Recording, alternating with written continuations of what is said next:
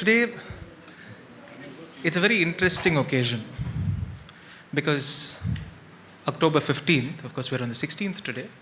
October 15th, had Sri APJ Abdul Kalam been here, he would have turned to be 90 years old. And I don't think that would have been an achievement for him. You know, one thing that I was thinking about what to say, because what can you really say about somebody like Mr. Kalam? So many people have said so much about him. Everybody has a Kalam story. Enga ponala, somebody has an Abdul Kalam story, and it's always very, very, you listen to it and you feel, wow, what a man. So I was wondering, what is it that I can say about somebody like Abdul Kalam that can be of interest to anybody? And then I thought, I worked as a reporter for a good many years, at least about 10 years, during which I covered quite a few events where Dr. Kalam had come as the chief guest. And I thought I'll tell you one or two very small stories from it. Because, and these are very interesting because not many people talk about this, but Dr. Kalam was a very humorous man. Dr. Kalam was a very humorous man. அதாவது அவரை பற்றி joke அடிச்சுக்கிறதுக்கு அவரை விட்ட ஆளே கிடையாது. The guys around him, of course, Kalimurthy sir would tell you better about how Z category security protection works. You can't go near them. Normally, ஒரு ex-president, former president, current president, forget it, you can't even see them. But even for former presidents, you can't get near them. That ring is like one ring of fire. Because first you'll have local police on the outer, then you'll have IB, then you'll have their own protection. And it's like one impenetrable ring.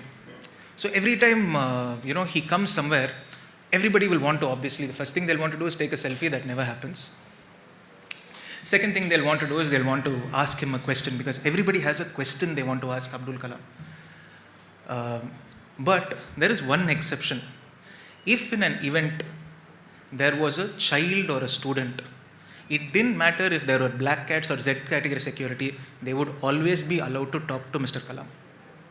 And I think that was the greatest thing about them, number one. The second very, very nice thing that I liked about going to Mr. Kalam's events was that he could talk to that small child. The child could be 4 years old, could be 14, could be Mr. Radhakrishnan, who was then heading ISRO, could be the chief scientific advisor. He'll talk to both of them the exact same way. I'm not even kidding. He'll talk to them the exact same way. He will say, "Did you have your breakfast? You had? What did you have?"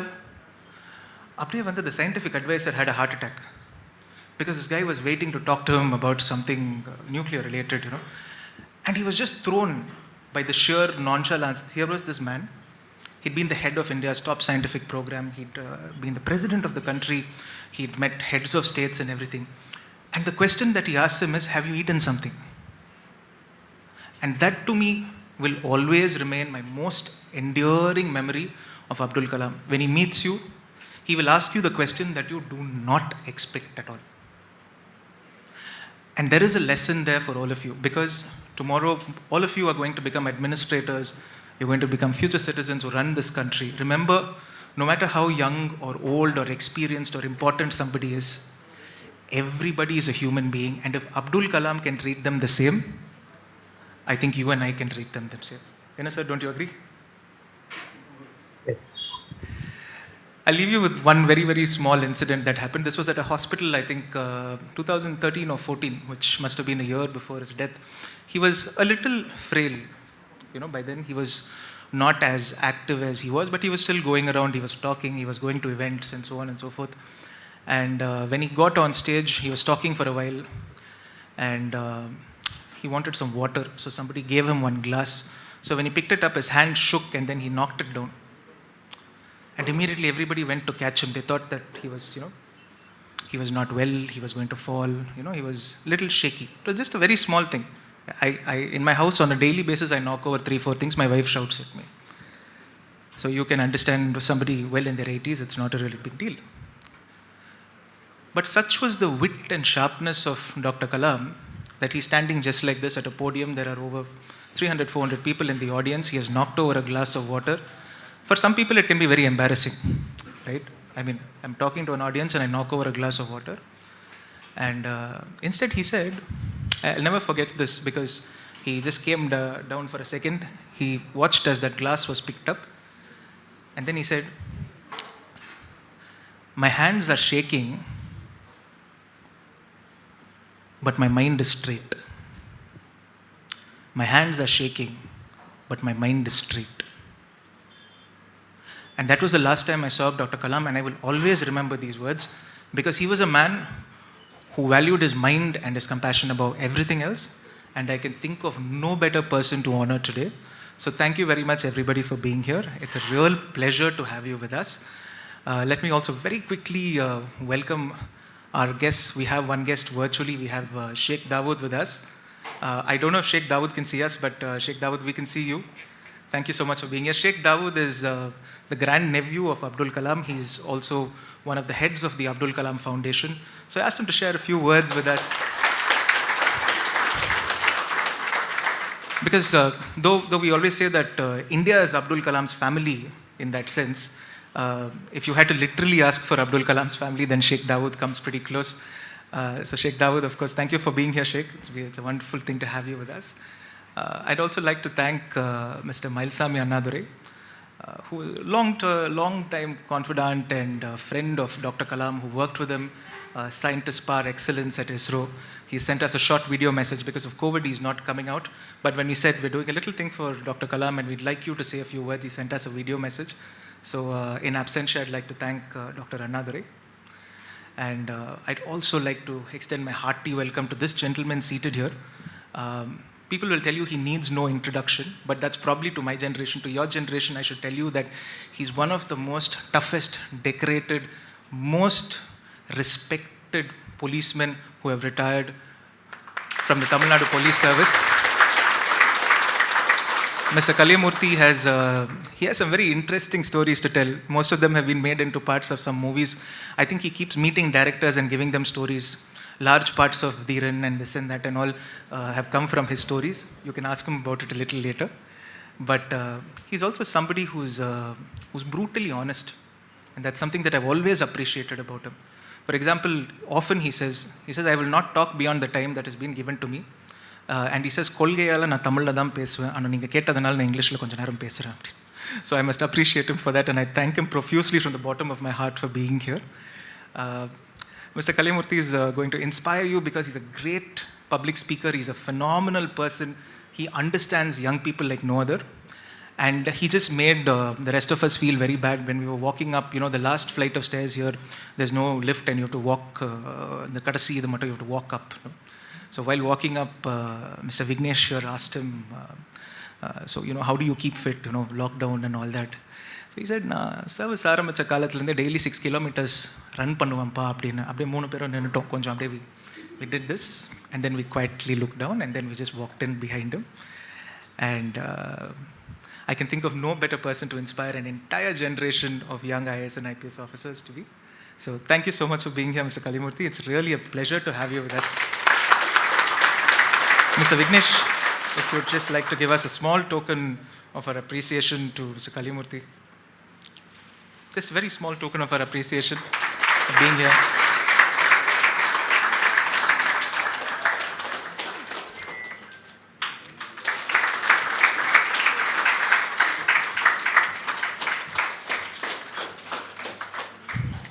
So one among your number, of course, has made Kingmakers very proud. I had the pleasure of meeting Mr. Kalpesh. He was telling us how he's been slogging away for years in Chennai, away from home, and he's finally cracked UPSC with great honor, and I know Mr. Bhuminathan is extremely happy. So very quickly, we'd just like to honor him. 73rd, as all of you can hear, 73rd in the All India AIR, 73, true achievement, both for Kingmakers, for Chennai, for Tamil Nadu, and for India. I know there's going to be a great future ahead. And I hope, like Dr. Kalam, you're able to save hundreds and hundreds of lives and inspire thousands. If you could quickly just... Excellence Award. So we're giving him the Abdul Kalam Excellence Award. I request Mr. Kalyamurthy to...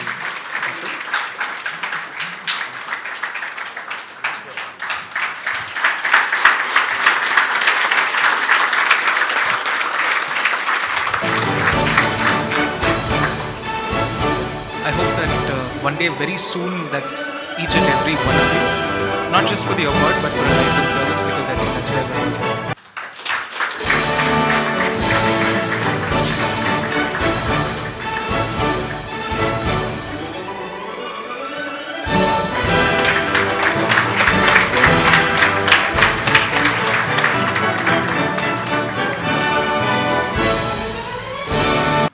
Thank you very much. So we have Sheikh Dawood waiting with us. So without further ado, I'm going to invite him to speak to us. Today is, for interesting day for me. Yesterday we celebrated Dr. APJ Abdul Kalam 90th birthday, and the entire world. So anywhere in the world, people love to recall his birthday and celebrate it in some way another way. Like whether you do a prayer, or you plant a tree, or you educate somebody, or do something. So that's what it's all about Kalam. So now my topic is my experience with Dr. Kalam. So uh, you know if the Helen Theme, I think he was the one who was talking, I believe, and he talked about Dr. Kalam, his experience, and how he felt. So my experience with Dr. Kalam goes long way. So that is starting from 1997. Even before, the same house where he was born, I was born, House of Kalam. Uh, so 1997, he got Bharat Ratna, Indian government award. So that's the time. First time I was grown up and I got an opportunity to talk to him. And he invited us, including my grandfather, his elder brother, my brother. We went to New Delhi to receive first time traveling to New Delhi. And that is the, where you adult, you have some idea about life, and you have a chance to talk to him. So he was receiving a Bharat Ratna and I was just completing my graduation. And first thing when he asked me, Sheikh, how are you as usual, and how was your trip, everything. Then next thing he asked, so what is your plan? What do you want to do in your life? When he was asking 1997, when he asked first time, I didn't have any idea about what I want to do. I was just completing my graduation. That didn't strike me why he asked. He just asked and just left it at. And then I stayed almost a week time there. We went along with him to receive Bharat Award. I can witness that. And after that, no, I have come back to my hometown, Rameswaram. So few days back, he called. We have a phone, so he called here in the landline. He said, I want to talk to Sheikh. So then he again asked, what do you want to become? What is your goal? Again, I didn't have any answer. Then I told him, so I'll have to think about it, then I'll come back to him. So that is a start. So imagine a grandfather who is inspired so much to the world and who is receiving a Bharat Ratna and who is asking a question twice and still he don't have an answer. Embarrassing moment for my life. And after a few weeks, again he asked. Then I have to sit and think, because any person as an individual, you will have your ability, your thinking, and you will have your own ideas. It need not be, I want to also become a space scientist or all these things. I'll have different ideas. Then something struck. I told him, I want to get into. So that is the time, and the software thing. More people are getting the software industry, and I was fascinated about computer science. I told him, so I want to become a very good, software engineer and writing softwares. So that is it. So very, you should have a very big dream. So for him, it's small aim is crime. So he said, you should have a big dream. I told him, okay, so I will have a plan for next 5 years, what I want to achieve. So then I gave him my idea. So what I want to do, all of these things. Typical questions. So I didn't realize why he was asking. So somebody would talk about, because the reason why I'm saying we are talking about Vision 2031. I didn't know why you kept that one, and probably you'll be producing more number of IAS, IPS officers training, or you are giving some mission. But Dr. Kalam, all is all about goals, mission, and vision. So I'm going to talk about that. So then he said, okay, it has to come from your heart. Whatever you think, it has to come from your heart. Need not be, I should not push you, or it's not somebody else has to tell you that what you should do. வீட்டில் ஏதாவது சொல்லுவாங்க, அந்த பையன் இதெல்லாம் பண்ணுறான், அதனால் நீனும் பண்ணு அப்படின்னா நீ பண்ணாத. What you think that should come from your heart அப்படின்னு சொன்னார். ரொம்ப inspiring. So okay, I took some time, then I studied, then I joined a software company, I graduated. So I was keep working. Then he asked me, what do you want to become after 5 years? So like he was giving a goals and vision to the nation. He was also giving, ideas, how it should be achieved. So I don't know how many people can see this. I want to show this book written by Dr. Kalam. He was writing a goals. Okay, every year, January 1st, he will write his goals for the year. This was written in 2014. He was writing, what can I give for this nation? He said, youth mission, Asia, Asian students, peace conference. A lot of things is written in this book. So I have opportunity to, refer back why he was insisting. He said, then whatever goal you want to have, you write it in a paper and keep studying about it. That was a very big lesson I learned about him. So Dr. Kalam used to write every year, January 1, his goals to achieve that particular year. Not only that, when he talked about any big missions, he will lay out for 10 years plan. So that's how he worked for ISRO, and then DRDO, then eventually, after that, the Pura mission. So I have a great opportunity to refer his manuals where he's written his goals and achieved all those things, including Bharat Ratna, all the medals, everything he's dreamed about it. He has written about it. He learnt about it. So that's one thing. So that's setting up a goal and vision. Second thing he said, you have to think about it, become that part of the goal. So I know that so a lot of students are there. You want to become IAS, IPS, probably a lot of psychology and training also will go through. So you have to think after becoming IAS and IPS officer, how you feel, how you act, how you think, what you do. That should be a regular practice every day. Then continue your preparation, all those things. That's how I do it. That's what he taught me. That's number two. Number three, uh, uh, so many people know about Dr. Kalam. He's a very good reader, and after he passed away, I got a chance to. I was first one to visit his, because few months back we had a very nice meeting with myself and brother, Dr. Kalam, 2015. After he passed away, I flown from Chennai to New Delhi. I reached that home, so because there are so many people standing there. Then there was some talk, what all things he has, all those things. Then we looked at it. There are 5,000 books in his lifetime he collected, and he was referring it. So only those are the things he possessed. So what is that? Then I want to read out, uh, Tirukkural. He was talking sometime when he said, Arivu Atram Kakkum Karivi Seruvarkum Ullalikalaha Varan. Arivu Atram Kakkum Karivi Serivarkum Ullalikalaha Varan. I don't know how many people read about this circle. Please read about it. What is this meaning? தமிழே சொல்றேன். அறிவு என்பது அழிவு வராமல் காக்கும் கருவியாகும். மேலும் பகைவராலும் அழிக்க முடியாத எத்தகைய சூழ்நிலும் அரண்போல், அதாவது கோட்டை போல காத்து நிற்கும் என்பதாகும். The knowledge is your wall. So knowledge will protect you above earth, below earth. Even if enemies try to capture you, knowledge will protect you. So that's a Tirukkural he was referring. And then I referred back his library, so why he was saying that. That's, imagine a person who was read 5,000 books from various topics: science, philosophy, medicine, rocket science, space science, computer science, nanotechnology, all the things. So no wonder, yeah. So there is a thing. I don't know how many people got a habit of, after graduation, after your college, people stop reading things because no, we have read so much, we have studied so much, we should not be reading it. But don't stop that. He taught me that the book reading is very important for keep your knowledge good. So I have a few things. When I was talking to him, he said, books were always my friends. Lost more than 50 years, dreams resulted in missions. Books helped me confidently take up the missions.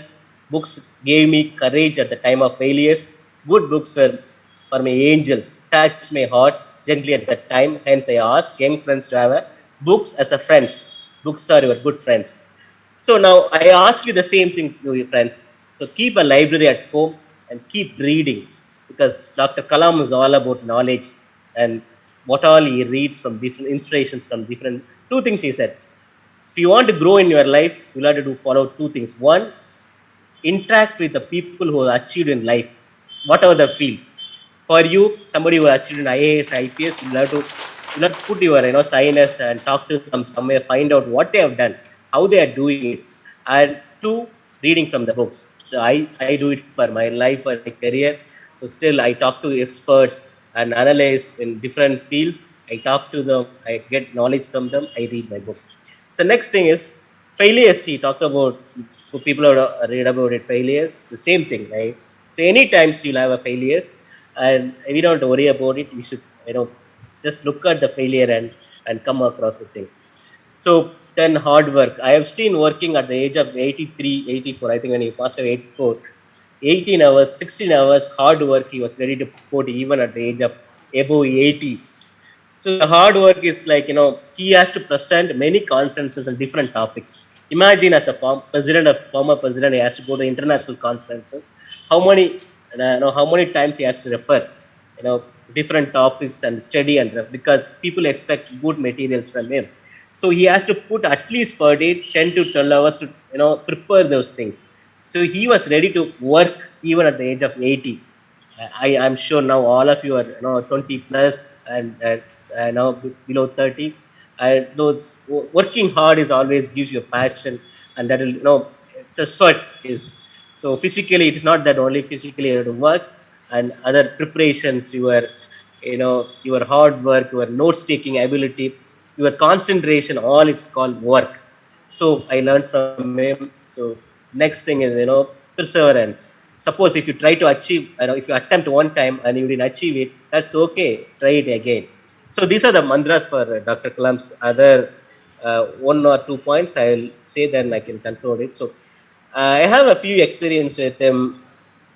When I asked him, he was not dreamed to become a scientist. He wanted to become a pilot. That's all he wanted. So yeah, that didn't happen, right? So I asked him, your first vision, your first dream didn't happen. So how you felt? He said he felt very much, weakness and sadness few days because he wanted to become a pilot. He came 11th or something out of only Indian government wanted 10 people to become that, they were selecting only 10 people. So the idea was he wants to fly. So now the first dream got shut down. Now imagine a person like, as individual as we will be definitely doomed. Like, so suppose we don't get anything in life, then our life, then we will start behaving strangely. Instead, he took the opportunity what he got and learned. So he joined DRDO, joined ISRO, and learned and adapted to create technologies and become president of India. So that's a lesson I learned from him. So you will definitely go through failures and setbacks, but it is not the end of life. Definitely, you will have another chance to get yourself to project and win. So another experience I have. So I have with Dr. Kalam. So as Kalam said, you when Dr. Kalam meets with a 4-year boy or 7-year boy, 8-year-old man, same treatment. So he doesn't. He will treat the same way, whether it's IAS officer or Prime Minister of India. Same way he will talk. Same question. The questions will be, சாப்பிட்டீங்களா, எப்படி இருக்கீங்க, how is your life, அந்த மாதிரி தான் ரொம்ப கேஷுவலாக கேட்பாரு. So I was fortunate enough to interact with him almost every day over the phone. He used to call me and probably midnight, 12 o'clock, and ask questions like, have you, எப்படி சாப்பிட்டு, எப்படி இருக்க, உடம்புலாம் எப்படி இருக்கு, how are you doing, as a casual talk. What did you achieve today? As a proud of your day, what task you will say, I achieved it. Every day somebody is asking you like that. That is like, you can't just give us some answer. If I didn't do anything, I'll say, no, I didn't do anything. I was very honest with him. I say, நான் எந்த வேலையுமே செய்யலை, எனக்கு சும்மா தான் இருந்தேன் அப்படின்னு. But somebody is keep asking, what is that, inspire work you have done? And I don't know. If somebody is asking like that, definitely you have to put your effort to, to go on something else. So you ask yourself at the end of that day, what is my achievement today? What I have achieved it today? So these are some of the the lessons I learned from Dr. Kalam. And one more thing, he was very much compassionate with everybody. And even somebody is trying to offend him or some negative criticism, people are throwing at him, he never complained about anybody. He was very much constructive life he led, and he never criticized. நம்ம நிறைய பேரை பற்றி பேசுவோம், இவர் அப்படி இருக்காரு, இந்த மாதிரி இருக்காரு, இவங்க எப்படி இருக்காங்க அப்படின்னு. He never ever criticized any leader or any religion or any party or any individual. So that one lesson I learned from him. So everybody is human, everybody will have their own ideas in life. They will have to go through that. We don't have any idea to criticize or give complaints about. So second thing, he never complains. So I had an opportunity to meet him in USA. So 2013. So I was there in the US. He had come down. So you know about US, right? So their food style, about all American style food they were serving. He was expecting sambar, rice, and rasam. He was very much hungry. He wanted to eat rice and sambar rasam, but they were serving some cakes, some US style food. So fortunately, because I was there, I had taken some food and so I was serving with him rasam sambar. He was very happy. Now, what was in high thinking? He was presenting a international symposium about world, science forum, and he was eating sambar rasam. So think about it. So he was very much native and but still thinking high thinking guy.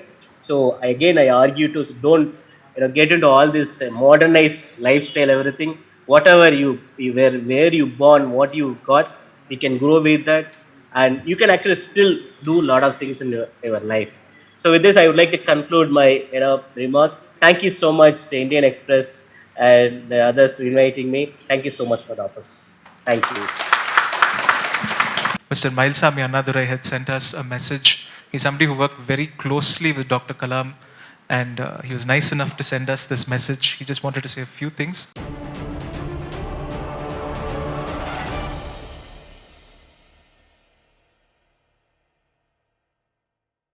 Dr. APJ Abdul Kalam, former President of India.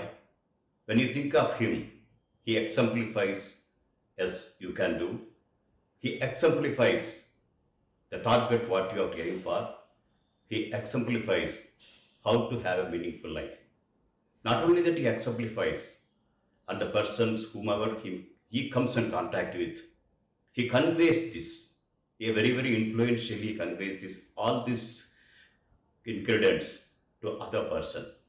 Yes, when I met him, beyond many years of his role, various forums used to meet. Whenever I used to meet, I think I used to come out a person slightly better than before that meeting. Many times it's happened. Just fast forward in 2004, Dr. Kalam already had become President of India, and I was Project Director for Chandrayaan-1. We made a detailed design of the satellite with the international participation of the instruments together. And in a international conference, when we presented in Udaipur, Dr. Kalam was the chief guest. And everyone in the audience were very happy and appreciative of the design when I presented. Dr. Kalam also was appreciative of the project, but still he called me and told, Annadurai, your project is everything nice, but still, I was a bit worried. What is that but still? But still, because original plan was to go to the moon and 100 kilometers around the moon. We are supposed to have a polar mission to have a remote sensing of the whole moon. But Kalam told, that's not enough. We are going all the way to the moon, traveling so much of distance. Why falling short of 100 kilometers? So what to do? No, I think you should see to that the first mission itself. How somehow our Indian tricolor flag lands on the moon. Sir, it's technically difficult. I know, but it should be done. We are going to the moon, but you cannot falling short. Just think about and come back like that you told. We worked for 6 more months to recalibrate, reoptimize in various ways without dropping the instruments, whatever we have already planned to go to take it to the moon. But we came out with a wonderful design. I think that challenge, whatever Dr. Kalam has given a wonderful design. So even before launch, for the design of the satellite itself, Chandrayaan-1 back to international awards. Then fast forward, 2008, October 22nd, we launched it to the moon. And November 14th of the same year, Dr. Kalam was standing behind, I think, the Moon Impact Probe.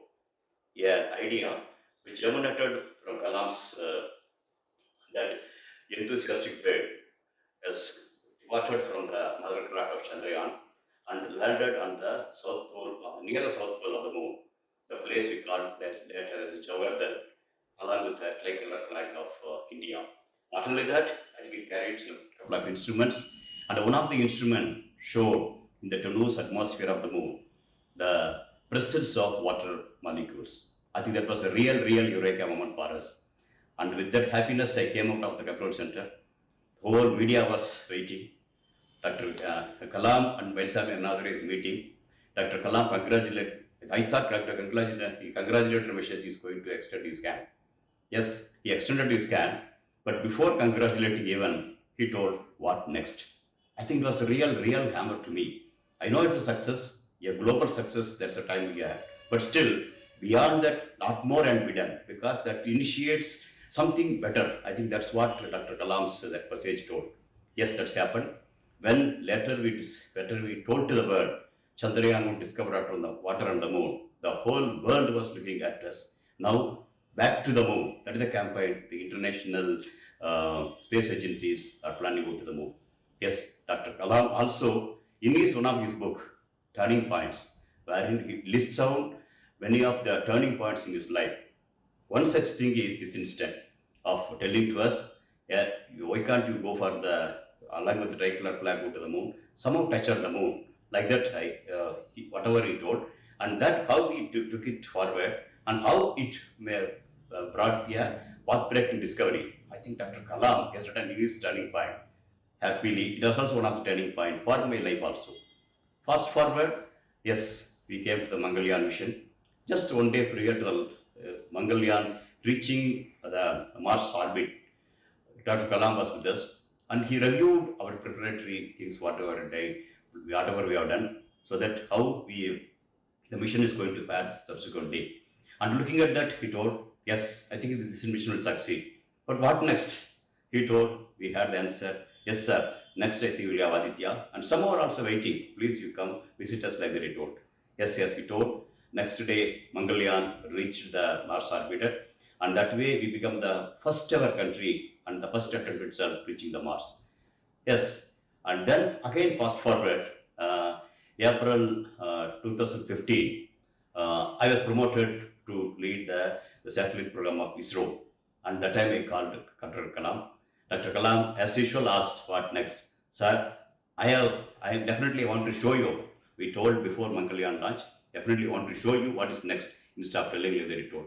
Yes, from that April to basically asked him to come out to the ISRO Satellite Center on 15th of August as our, when flag casting, Kalam would have been our chief guest, like that he thought about. So that time, when he comes, I supposed to show 20 spacecrafts at various stages.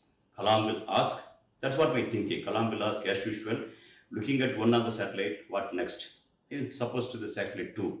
Says, show him next satellite 3, various stages, such that 20 satellite until Kalam tells that's enough. I thought I have showing to him. Very unfortunately, the same year, July, he left us. But believe me, what I wanted to show Dr. Kalam on the August 15th of 2015, those satellites were lined various regions only, made India to proud to make operationalization of our navigation satellites, and very many control missions, communication missions like that, an unprecedented 30 satellites launched in a span of 36 months, basically, which were supposed to be shown to Dr. Kalam for the purpose, for the various reasons. You have very sophisticated satellites of communication, remote sensing, meteorological, you name it, I think we have done it. Even Chandrayaan 2 was almost done, prepared by the time. So this way, I think Dr. Kalam is not only triggers the people, and he is used to that, they do it and accomplish it. Not only individual, the nation also grows. I think that is the way he made everyone to dream, everyone to accomplish, everyone to have a purposeful and meaningful life. I think that's what Dr. Kalam's life teaches to us. And it will, for years, you convey the similar message to each and every one of them. My life is concerned, I think Dr. Kalam has inspired a lot, motivated a lot, made me to think life should be purposeful. And towards that, definitely when I'm thinking of Dr. Kalam, Kalam's that exemplified way of conveying this made me to stand here. Thank you very much.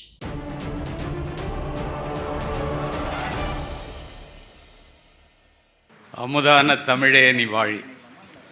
என் ஆவியிலே கலந்து நாவினிலே தவழும் அமுதான தமிழே நீ வாழி. If I speak in English it will reach your mind, but if I speak in our mother tongue it will touch your heart.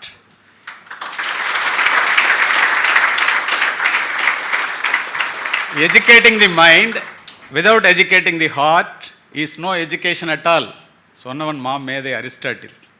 அதனால் தமிழில் பேசுகிறத Daniel குறிப்பிட்டார் இல்லையா?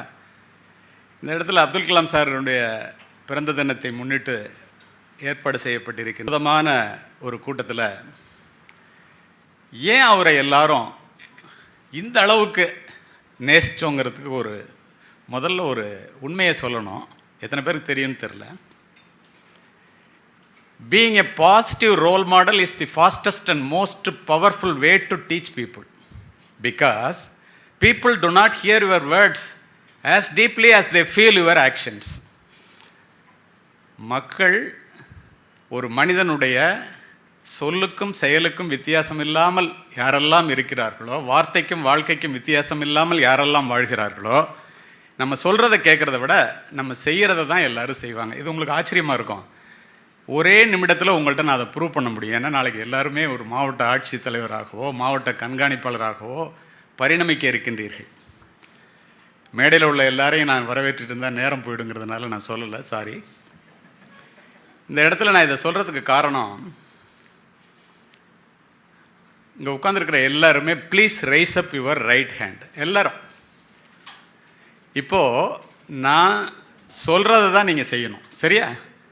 Please rise up your index finger. Please touch your forehead. Please touch your nose tip. Please touch your cheek. அப்படியே வச்சுருக்கணும் எல்லாரும். நான் சொன்னது ப்ளீஸ் டச் யுவர் சீக்குன்னு கன்னத்தை தொட சொன்னேன். நான் தொட்டதை சின்ன தொட்டேன். நான் செஞ்சதை தான் எல்லோரும் செஞ்சுருக்கீங்களோ இல்லையோ, ஒருத்தர் கூட நான் சொன்னதை தவிர எதையுமே சொன்னதை செய்யலை, செஞ்சதை தான் செஞ்சீங்க. அவர் அந்த மாதிரி வாழ்ந்தார். இதை நான் காரணத்தோடு பதிவு செய்கின்றேன். இப்போ வரும்போது குத்துவிளக்கு ஏற்ற சொன்னாங்க. எனக்கு ஒரு பெரிய உணர்ச்சிபூர்வமான நிலையில் இருந்தேன். ஏன்னா ஒரு புத்தக திருவிழாவை துவக்கி வைத்து விட்டு அதே மேடையிலே நானும் மாவட்ட ஆட்சித்தலைவரும் குத்து விளக்கை ஏற்றி வைத்து விட்டு அப்துல் கலாம் அவர்கள், மேதகு மனிதர் அப்துல் கலாம் அவர்கள் குத்து விளக்கை ஏற்றினார். ஏற்றி வைத்து விட்டு வந்து அமர்ந்தோம். முதல்லையே கேள்வி கேளுங்கன்னார். ஒரு பெண் எழுந்து இந்தியாவினுடைய மிகப்பெரிய பெருமை என்ன? அடுத்த நொடி அவருடைய வாயிலிருந்து பதில் வந்தது, நான் இப்போது ஏற்றி வைத்தேனே குத்து விளக்கு, இது இந்துக்களினுடைய அடையாளம். நான் அதை ஏற்றி வைப்பதற்கு உபயோகித்தேனே மெழுகுவர்த்தி, அது கிறிஸ்தவர்களுடைய அடையாளம். ஏற்றி வைத்த நானோ ஒரு இஸ்லாமியன்.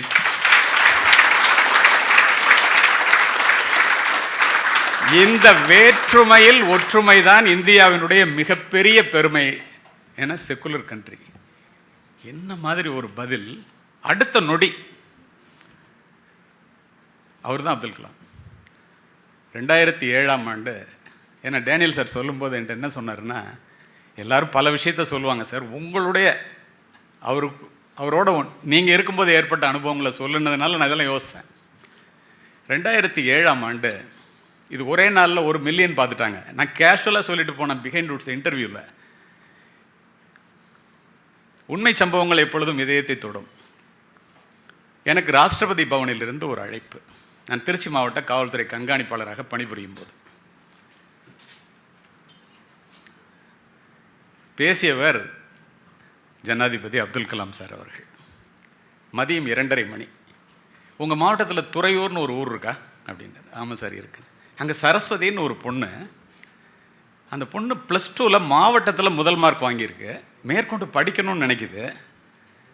ஆனால் 17 வயது கூட நிரம்பாத அந்த பெண்ணுக்கு 47 வயது நிரம்பிய தாய் மாமனை 2ஆம் தாரமாக திருமணம் செய்வதற்கு முயற்சி நடப்பதாக நான் அறிகிறேன். அதை எதாவது செய்ய முடியுமா எஸ்பி சார்? இப்படி தான் பேசுவார் சார். எது வேணாலும் செய்யலாம் சார் சொல்லிவிட்டு அடுத்த 1 மணி நேரத்தில் டிஎஸ்பி இன்ஸ்பெக்டர்லாம் அங்கே வர சொல்லிவிட்டு துறையூருக்கு நான் போனேன். அடுத்த நாள் திருமண ஏற்பாடு நடந்துகிட்ருக்கு. அந்த பொண்ணு அழுது கண்ணெல்லாம் சிவந்து போயிருக்கு. நான் போய் அவங்க அம்மா அப்பாவை கூப்பிட்டு சொன்னேன், இது சட்டப்படி தப்பான திருமணம். ஏன்னா 18 வயசு கூட முடியல அந்த பொண்ணுக்கு. ரெண்டாவது அந்த பொண்ணு படிக்கணுங்கிறது டிஸ்ட்ரிக்டில் ஃபஸ்ட்டு வந்திருக்கு, அதை போய் இப்படி பண்ணுறீங்களே அப்படின்னோன்னு அவங்க அம்மா அப்பா உடனே ஒத்துக்கிட்டாங்க, எந்த மறுப்பும் சொல்லலை. நான் அந்த பொண்ணை கூப்பிட்டு நீ என்ன படிக்கணும்னு கேட்டேன். கம்ப்யூட்டர் சயின்ஸ் படிக்கணும்னு திருச்சியில் உள்ள ஒரு மிகப்பெரிய கல்லூரியை சொன்னிச்சு. அந்த கல்லூரியினுடைய பிரின்ஸிபலாக இருந்தவங்க தான் வைஸ் சான்சலர். நான் அங்கேருந்தே அவங்ககிட்ட பேசி இது மாதிரி கம்ப்யூட்டர் சயின்ஸ் சீட் ஒன்று வேணுமா அப்படின்னு. என்ன சார் நீங்கள் பேசுகிறீங்க, நாளைக்கே வர சொல்லுங்கள் சார், நான் கொடுத்துறேன், நாளைக்கு லாஸ்ட் டேட் சார், இன்றைக்கே வர சொல்லுங்கள். நான் அந்த பொண்ணுகிட்ட சொல்லிவிட்டு உன் படிப்பும் நிறைவேறுமா, நீ விரும்பாத திருமணமும் நடக்கலை, பாக்கி பேரெல்லாம் கொஞ்சம் வெளியில் இருங்கன்ட்டு ஒரு டிஎஸ்பி, விமன் டிஎஸ்பி மட்டும் கூட இருந்தாங்க, அவங்கள கூட வச்சுட்டு எனக்கு வந்துட்டு ஒரே ஒரு சந்தேகமான, என்ன சார் சொல்லுங்கள் சார், எப்படிப்பட்ட நிமிர்ந்த நன்னடையும் நேர்கொண்ட பார்வையினும் திமிர்ந்த ஞான செருக்கும் புவியில் யாருக்கும் அஞ்சா ஒரு உள்ளமும் படைத்த பெண்கள் இந்த தமிழ் பெண்கள் பாருங்கள், உனக்காக அப்துல் கலாம் சார் பேசினார் எப்படிமான்னு கேட்டேன். அதுவா சார், 8வது படிக்கும்போது அண்ணாமலை யூனிவர்சிட்டிக்கு வந்து எங்களை எஜுகேஷனல் டூர் அழைச்சிட்டு போயிருந்தாங்க. அப்போ கேள்வி கேட்க சொன்னாங்க. நான் எந்திரிச்சு பெண்களினுடைய முன்னேற்றத்திற்கு என்ன அடிப்படை தேவைன்னு கேட்டேன். எஜுகேஷன் அப்படின்னு ஒரே வார்த்தையில் பதில் சொன்னார். ஜனாதிபதி சாரே எஜுகேஷன் தான் உனக்கு வாழ்க்கையில் முக்கியம்னு சொல்லிட்டார். நான் கேட்ட கேள்விக்கு பதில் சொன்னார். அப்புறம் எப்படி நம்ம படிப்பை நிறுத்துறதுன்னு நினச்சேன் சார். சரி, அதுக்கப்புறம் என்ன பண்ணேன், யாரெல்லாம் கேள்வி கேட்டாங்களோ அவங்களுக்குலாம் ஒரு கார்டு கொடுத்தாரு. அதில் ஒரு இமெயில் ஐடியும் ஆஃபீஸ் ஃபோன் நம்பரும் இருந்துச்சு. நேற்று நான் தான் சார் ஃபோன் பண்ணேன் அவர்கிட்ட இருந்துச்சு.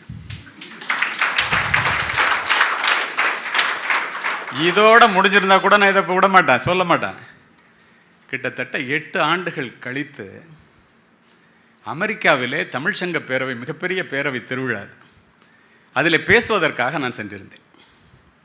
பேசி முடிச்சுட்டு வந்து கீழே உட்கார்ந்தோன்னே ஒரு பெண் மேடைக்கு சென்று, கல்வியினுடைய பெருமை என்ன என்றும் பார்த்து கொள்ளுங்கள், படிப்பினுடைய அருமை என்ன என்பதையும் இதில் புரிந்து கொள்ள வேண்டும் நீங்கள். திரு அப்துல் கலாம் அவர்களினுடைய முயற்சியில் ஏற்பட்ட ஒரு உழைப்பு அல்லது ஒரு சம்பவம் என்பதற்காக மட்டும் நான் இதனை சொல்லவில்லை. மேடையில் ஆர்கனைசர்கிட்ட போய் ஒரு 2 நிமிஷம் பேசணும்னு பெரிய தகராறே பண்ணது, பாஃபெல்லாம் வெட்டியிருக்கேன். யார் அந்த பொண்ணு அப்படின்னு நினச்சிட்டு உட்காந்துருக்கேன். அது போனோன்னு சொல்லுது, கலியமூர்த்தி அவர்களே என்ன சொல்லுது, உங்களை நான் மறக்க முடியாது, அப்துல் கலாம் சார் அவர்களையும் நான் மறக்க முடியாது, ஆனால் என்னை நீங்கள் மறந்திருக்கலாம், நான் தான் துறையூர் சரஸ்வதின்னு. என்னம்மா பண்ணுறேன்னா, நான் ஒரு மாதத்துக்கு 3 லட்ச ரூபா சம்பாதிக்கிறேன், என்னுடைய கணவர் என்னை விட குறைச்சலாக தான் சம்பாதிக்கிறாரு, எங்கள் அம்மா அப்பாலாம் அங்கே உட்காந்துருக்காங்க உங்களை பார்க்குறதுக்காக, நான் ஹூஸ்டன்லேருந்து உங்களை பார்க்குறதுக்காக வந்தேன்னுச்சு.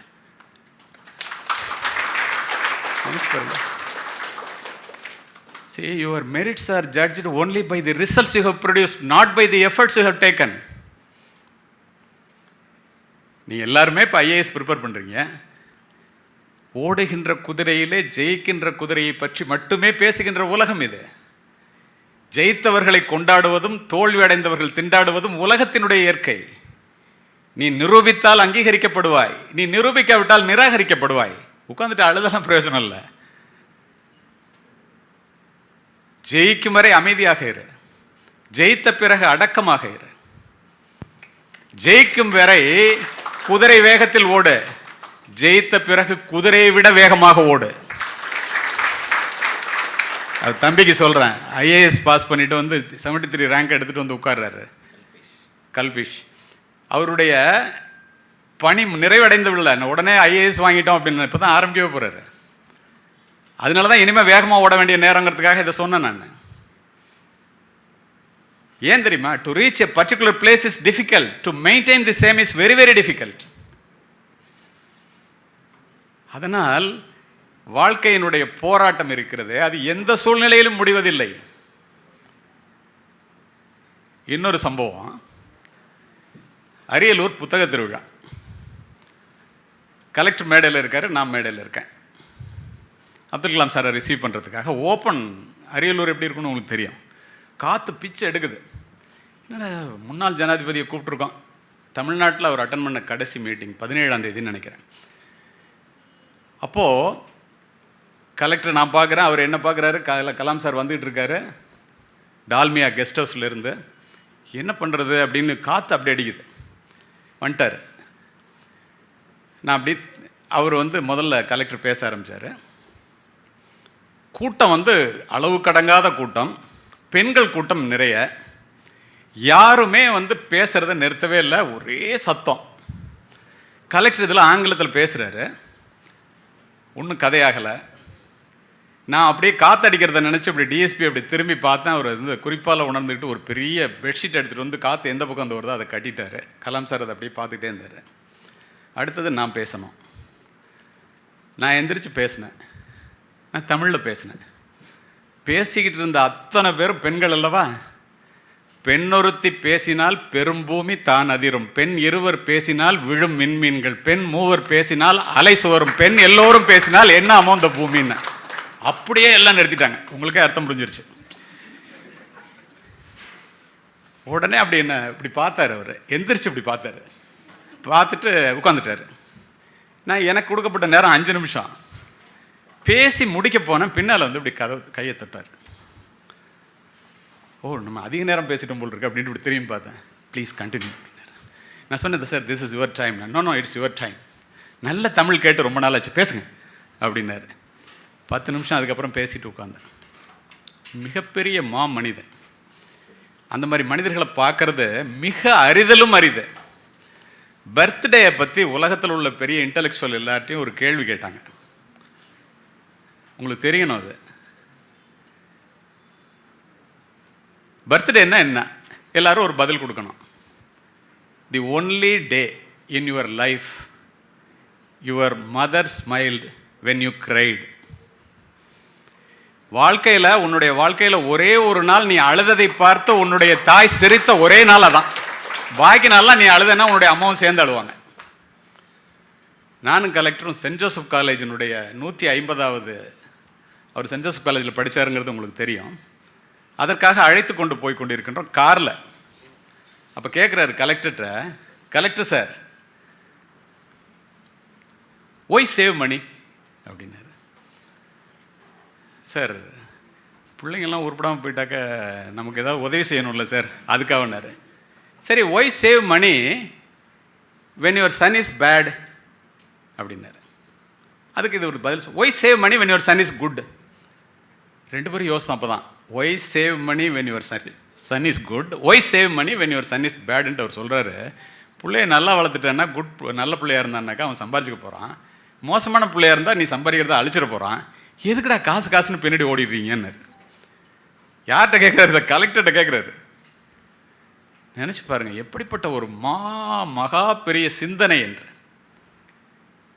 இந்த இடத்துல நான் என்ன பேசணும்னு கேட்கும்போது அத்தனை பேரும் சிவில் சர்வீஸ், போலீஸ் சர்வீஸ், இதை ஏன் இப்படி அழுத்தி சொல்கிறேன் தெரியுமா? காவல் பணி, மருத்துவ பணி, ஆசிரிய பணி, இது எல்லாமே பணின்னா என்ன தெரியுமா? என் கடன் பணி செய்து கிடப்பதே திருநாவுக்கரசர். வரவு செலவு பார்க்கின்ற ஒரு வேலை அல்ல, அது உங்களுக்கும் தெரியும். ஆனால் இந்த பணி, இந்த பதவி இருக்கிறத, இப்போ என்ன இங்கே பேச கூப்பிட்டது வந்து நீங்கள் எப்படி ஐஏஎஸ் ஆகிறது, எப்படி ஐபிஎஸ் ஆகிறதுங்கிறதுக்காக அல்ல, அது பூமிநாதன் பார்த்துக்குவார். என்னை அழைத்ததற்கு காரணம், நீ கலெக்டர் ஆகிறது, எஸ்பி ஆகிறது எப்படிங்கிறதுக்கு இல்லை, நல்ல கலெக்டர் ஆகிறது எப்படி, நல்ல எஸ்பி ஆகிறது எப்படிங்கிறதுக்கு. இதை ஏன் இப்படி சொல்கிறேன்னா, நீ என்னவாக வேண்டும் என்று நினைக்கிறாயோ அதுவாகவே ஆகிவிடுவாய். சொல்கிறது விவேகானந்தர், நான் இல்லை. எண்ணிய முடிதல் வேண்டும், நல்லவே எண்ணல் வேண்டும், திண்ணிய நெஞ்சம் வேண்டும், தெளிந்த நல் அறிவு வேண்டும், பாரதி. ஒரு மனிதன் வித்தியாசமாக சிந்திப்பதன் மூலமாக தன்னுடைய வாழ்க்கை பாதையை மட்டுமின்றி இந்த உலகத்தினுடைய வாழ்க்கை பாதையையே மாற்றி காட்ட முடியும் என்பதுதான் இந்த தலைமுறையினுடைய மிகப்பெரிய கண்டுபிடிப்பு. புரிகிற மாதிரி சொல்லணும்னா, பூமியில் இருப்பதும் வானத்தில் பறப்பதும் அவரவர் எண்ணங்களே. நீ எதை, கண்ணதாசன் இது, நீ எதை கேட்கிறாயோ அதைத்தானடா வாழ்வு உனக்கு தருகிறது, அதனால் பெரிதனும் பெரிதுகள், பாரதி. கேட்கறத பெருசா கேள்டா.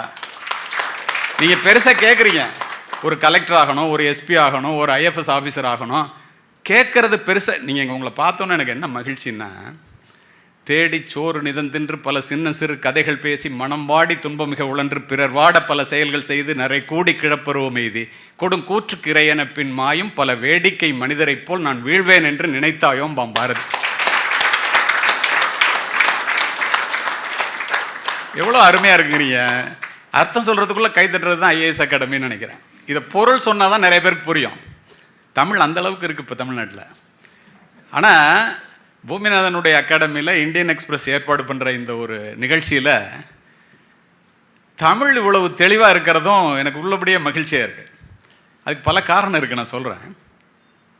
What we have done for our self will die with us and what we have done for others will remain and it is immortal என்பதைப் போல மற்றவர்களுக்காகவே இந்தியன் எக்ஸ்பிரஸும் பூமிநாதன் அவர்களும் சேர்ந்து இந்த மாதிரி நிகழ்ச்சிகளை ஏற்பாடு பண்ணிகிட்டு இருக்கிறாங்க. மற்றவர்களுக்காகவே அது மட்டும்தான் நிற்கும். இந்த இடத்துல உங்களுக்கு ஒன்று சொல்கிறேன். உலகத்திலேயே பிறந்த பிறவிகளிலேயே சிறந்த பிறவி மனிதன். என்னத்தை பற்றி பேசிகிட்டு இருக்கேன் உங்கள்கிட்ட. மனிதனுக்கு அந்த சிறப்பை தருவது அவனுடைய சிந்தனையே. சொல்கிறது அரிஸ்டாட்டில். நீங்கள் அத்துணை பேரும் இந்த ஐஏஎஸ் அகாடமியில் இந்த நேரத்தில் இங்கு வந்து இந்த நிலையில் அமர்ந்திருப்பதற்கு காரணம் உங்களுடைய மனமே. புத்தர் நினச்சி பாருங்க. ஐஏஎஸ் படிக்கணும், ஐபிஎஸ் படிக்கணும், இன்றைக்கி இந்த மீட்டிங் அட்டன் பண்ணணும் அப்படின்னு நினைக்கலன்னா நீங்கள் இங்கே வந்து உட்கார்றதுக்கு ஒவ்வொருத்தருடைய நிலைமையும் எல்லாருக்கும் காரணம், எல்லாத்துக்கும் காரணம் மனம்தான். இப்போ நம்ம என்ன நினைக்கிறோம்? ஒரு மனிதனை உயர்த்துவது அவனுடைய சிந்தனை தான். ரூசோ. மனிதர்கள் தங்களுடைய எண்ணங்களுக்கு ஏற்பவே உயர்ந்த நிலையிலும் தாழ்ந்த நிலையிலும் வாழ்கிறார்கள். Emerson. Whatever a mind of a man can conceive and believe he can achieve. Napoleon Hill achieve பண்ணிட்டு சொல்கிறான். when you really want something the universe always conspire in your favorங்கிற அல்கமிஸ்ட்ங்கிற புத்தகத்தில் உனக்கு கண்டிப்பாக ஒன்று வேணும்டா இந்த உலகமே சேர்ந்து உனக்கு உதவி பண்ணுண்டா. எல்லாரும் சேர்ந்து உங்களை கோராச்சும் என்னை கூப்பிட்டு வந்து பேச வராங்களா இல்லையா? இதுதான் லா ஆஃப் அட்ராக்ஷனே. அதான் சீக்ரெட்னு ஒரு புத்தகம் இருக்குது. நீங்கள் ஐஏஎஸ் படிக்கும் போதே சேர்த்து அதெல்லாம் படிங்க. ரோண்டா பைரன் எழுதின புத்தகம். அவசியம் படிக்கணும் எல்லாரும். உங்களுடைய வாழ்க்கையை புரட்டி போட்டுவிடும். புரட்டி போட்டுவிடும். இது மட்டும் இல்லை. If you master your thoughts you master your mind. Once you master your mind you master your life. When you master your life you master your destiny. The sole author of your success is your mind. Believe me. The sole author of your success is your mind. Until you change your mind, you will never change your action. தமிழில் சொல்லணும்னா உங்களுடைய சிந்தனையிலே கவனம் வையுங்கள். அவைகள் தான் உங்களுடைய எண்ணங்களாகின்றன. உங்களுடைய எண்ணங்களிலே கவனம் வையுங்கள். அவைகள் தான் சொற்களாகின்றன. உங்களுடைய சொற்களிலே கவனம் வையுங்கள். அவைகள் தான் செயல்களாகின்றன. உங்களுடைய செயல்களிலே கவனம் வையுங்கள். அவைகள் தான் பழக்கங்களாகின்றன. உங்களுடைய பழக்கங்களிலே கவனம் வையுங்கள். அவைகள் தான் உன்னுடைய வாழ்க்கையே புரட்டி போடுகின்றன. அவ்வளோதான். நான் எல்லாரையும் பார்க்குறேன். ஐ see something in you. I don't know what it is. You have to find it out. You and me are unique. But you know one thing? All of us have something special. Do you know what makes you special? What makes you beautiful? If you find it out, you are successful. That's all. Take up an idea. Make that one idea your life. Think of it, dream of it, live on that idea. Let your brain, muscles, nerves and every part of your body be full of that idea. That is the success. அவ்வளோதான். சிந்தனை சிதறல் இல்லாமல் நீங்கள் எதிலே ஒருமுகப்பட்டாலும் அதை நிறுத்த nothing in the universe can stop the idea whose time has come. சக்ஸஸ்னா என்ன? 1% இன்ஸ்பிரேஷன், 99% பெர்ஸ்பிரேஷன். உன்னுடைய வேர்வைக்கு விலை உண்டு. எந்த ஒரு வேர்வைக்கும் ஒரு நாள் வேர் வைக்கும். தம்பிக்கு வச்சிருக்கிற மாதிரி வீணாகவே போகாதுங்க. உழைப்பு நம்மளை ஒரு நாளும் ஏமாற்றுவதில்லை. நாம் தான் உழைக்காமல் ஏமாறுகிறோம். அவ்வளோதான். ஒரு சம்பவத்தை சொல்கிறேன். 1962 எலெக்ஷன். நான் சொல்கிறதெல்லாம் கொஞ்சம் ரொம்ப முன்னாடி நாளில் உள்ளதாக இருக்கும். ஒரு கீத்து கொட்டாயில் 14 வயசு பையன் பேசிகிட்டு இருக்கான். காமராஜரனுடைய புகழை பற்றி அடுக்கு மொழியில் பேசிகிட்டு இருக்கான்.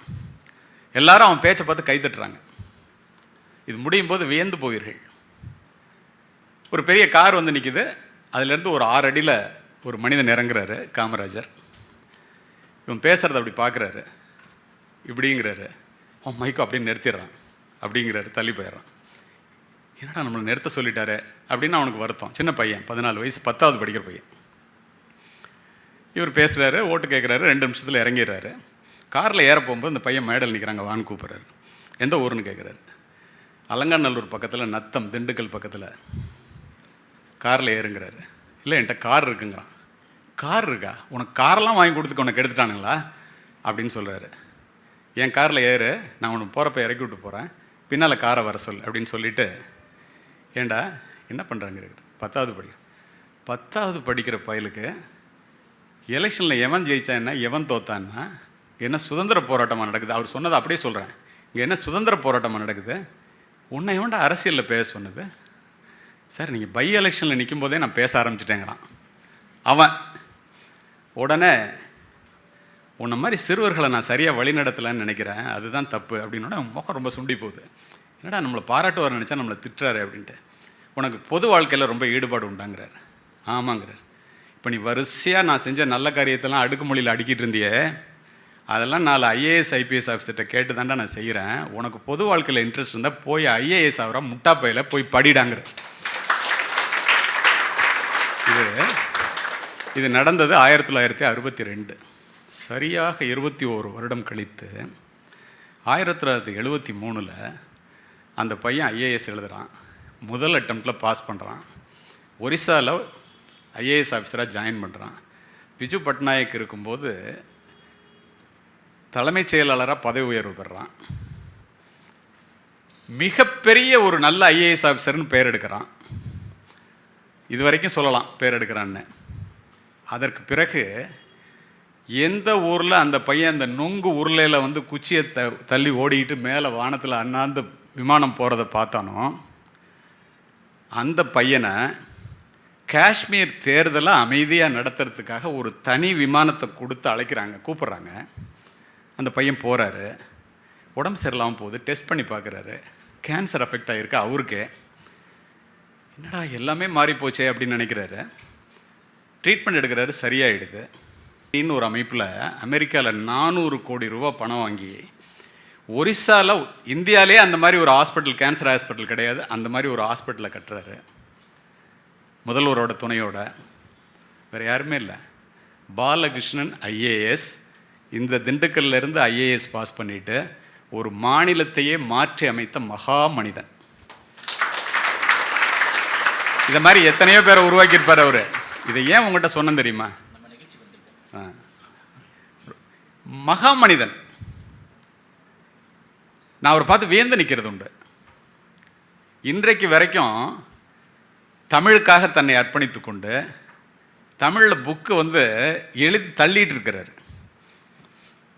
இதெல்லாம் உங்கள்கிட்ட சொல்கிறதுக்கு காரணம், ஒரு IAS ஆஃபீஸர் ஆனால் எப்படியெல்லாம் உங்களுக்கு வாய்ப்புகள், ஒரு மாநிலத்தை, ஒரு நாட்டை மாற்றுவதற்குரிய வாய்ப்பு உங்களுக்கு கிடைக்கிறது. 100% ஹானஸ்டி மெயின்டைன் பண்ணிங்கன்னா 50% உங்கள் வேலை முடிஞ்சு போச்சு. மக்கள்கிட்ட மனித நேயத்தோடு பழகினீங்கன்னா இன்னொரு 25% வேலை முடிஞ்சு போச்சு. உங்களை எளிமையாக வச்சுக்கிட்டிங்கன்னா 100% வேலை முடிஞ்சு போச்சு. அவ்வளோதான், வேறு எதுவுமே கிடையாது.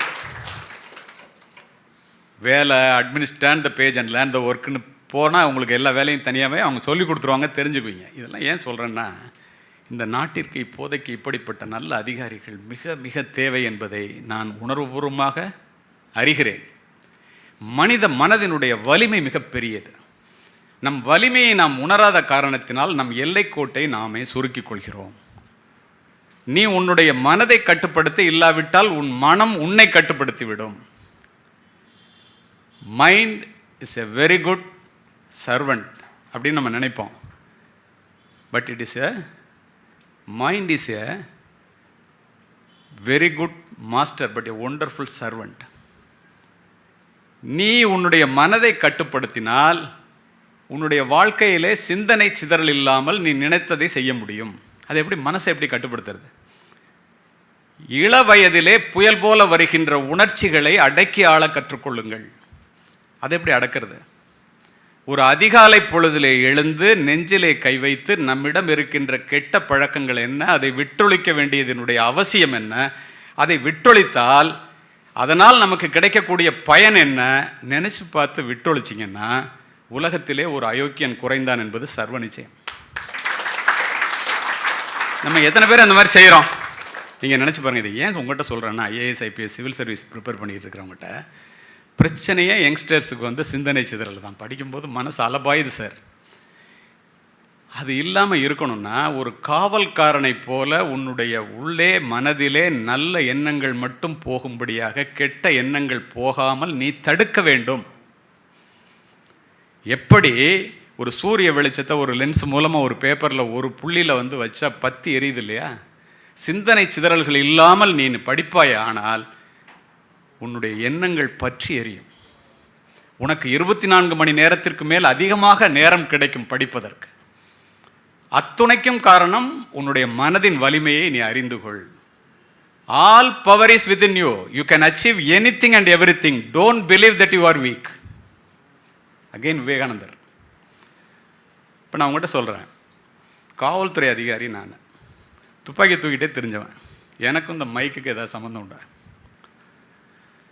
35 ஆண்டுகள் காவல்துறையிலே பணிபுரிந்து இந்த சமூகம் நமக்கு நிறைய கொடுத்திருக்கிறது.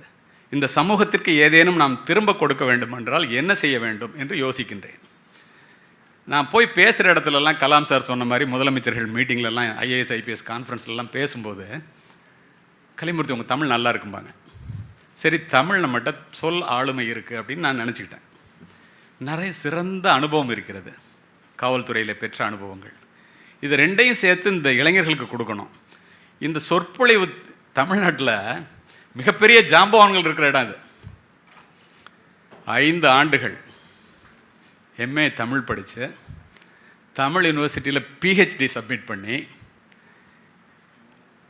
பேச ஆரம்பித்து 1000 கூட்டங்களை கடந்து 27 வெளிநாடுகளில் சென்று எல்லா தமிழ் பல்கலைக்கழகங்களிலும் எல்லா தமிழ் துறையிலும் உரையாற்றி இன்று இணையத்திலே நேரிலே அதிகமாக தேவைப்படும் மனிதனாக நான் இருக்கின்றேன் என்றால் தொடர் வாசிப்பும் கடினமான உழைப்பும்.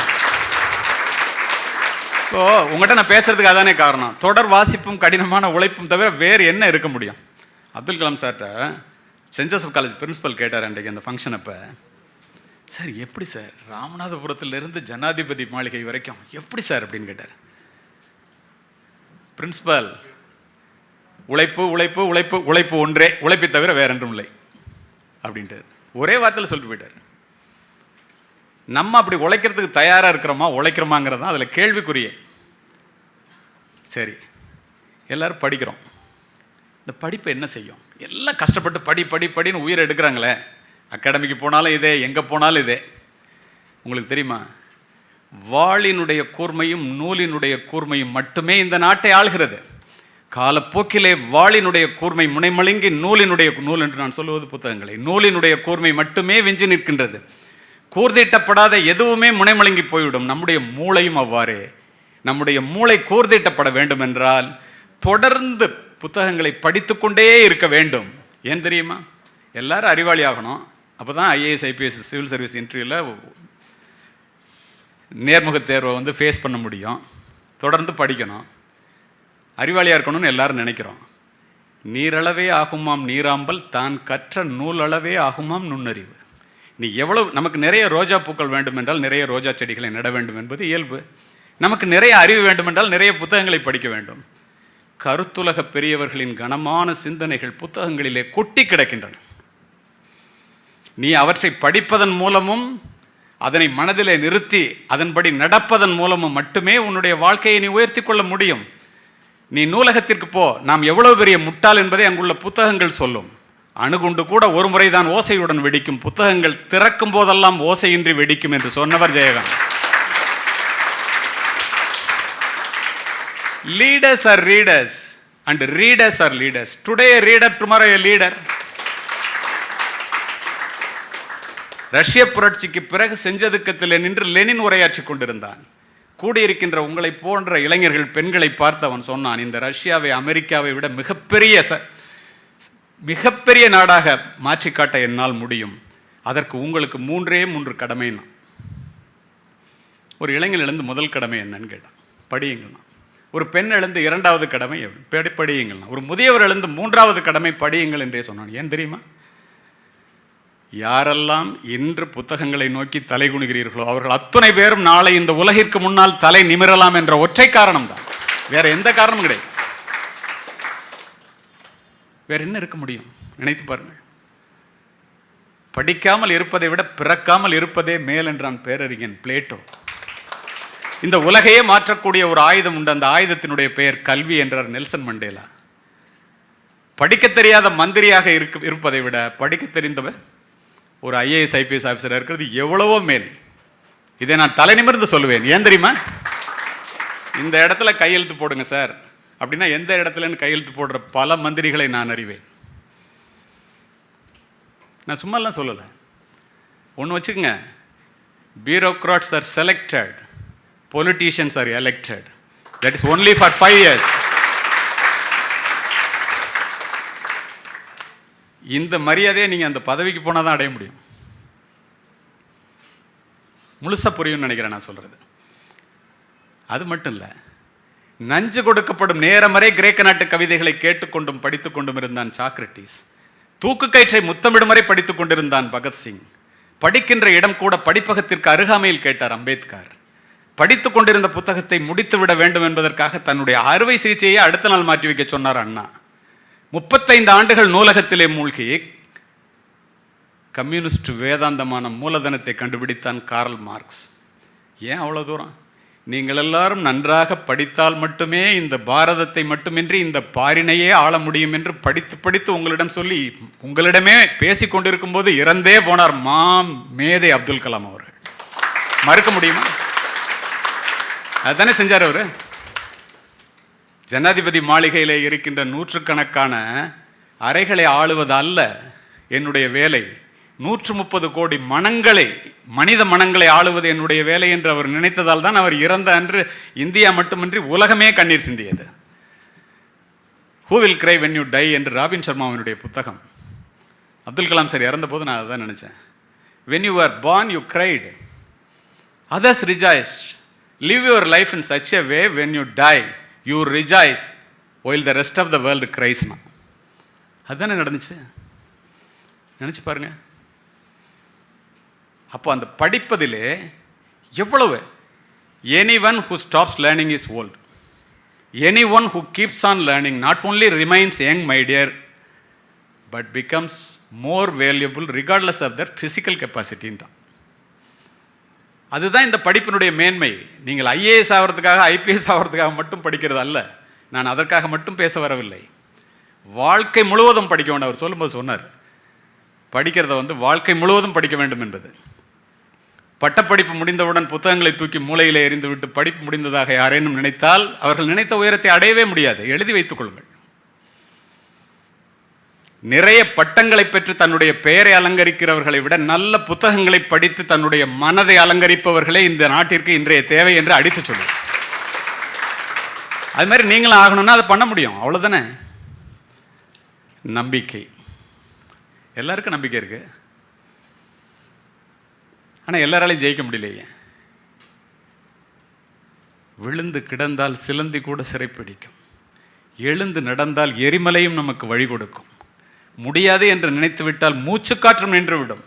முடியும் என்று துணிந்து விட்டால் மூளைக்குள் மின்சாரம் பிறப்பெடுக்கும். தன்னம்பிக்கை என்னும் நெருப்பு பொறியை மனித மனம் தாங்கி நின்றால் எண்ணியது எண்ணியவாறு நடக்கும். இடையூறுகள் எரிந்து சாம்பலாகும். இது சத்தியம். Without clearly defined goals, you are like a brain surgeon operating with a blind fold on. லட்சியம் இல்லாத வாழ்க்கையே இல்லை. சரி, இத்தனை பேர் முயற்சி பண்ணுறோம், சில பேர் மட்டும் ஜெயிக்கிறீங்களே ஏன்? என்றைக்காவது நீங்கள் யோசித்து பார்த்ததுண்டா? கண்டிப்பாக யோசிச்சிருப்பீங்க. வேறு பல காரணம் தெரியும். நான் இதை படிக்கல, அப்படி இல்லை. ஏன் ஜெயிக்கல தெரியுமா? எல்லாரும் தமிழ்நாட்டிலேருந்து 1000 பேர் போனால் 1000 பேரும் சிவில் சர்வீஸ் பாஸ் பண்ணணுங்கிற ஒரு வெறித்தனமான ஆசை உள்ளவன் நான். முடியும் என்ற நம்பிக்கை உள்ளவன் நான். ஏன் தெரியுமா? ஏன் முடியலை தெரியுமா? இயற்கையிலிருந்து கற்றுக்கொள்ளுங்கள். டிஸ்கவரி சேனலில் பார்க்குற மாதிரி ஒரு சிங்கம் வந்து ஒரே தடவையில் விரட்டிட்டு போய் ஒரு மானை கழுத்தை பிடிச்சி இழுத்துட்டு வந்து சாப்பிட்றது அல்ல.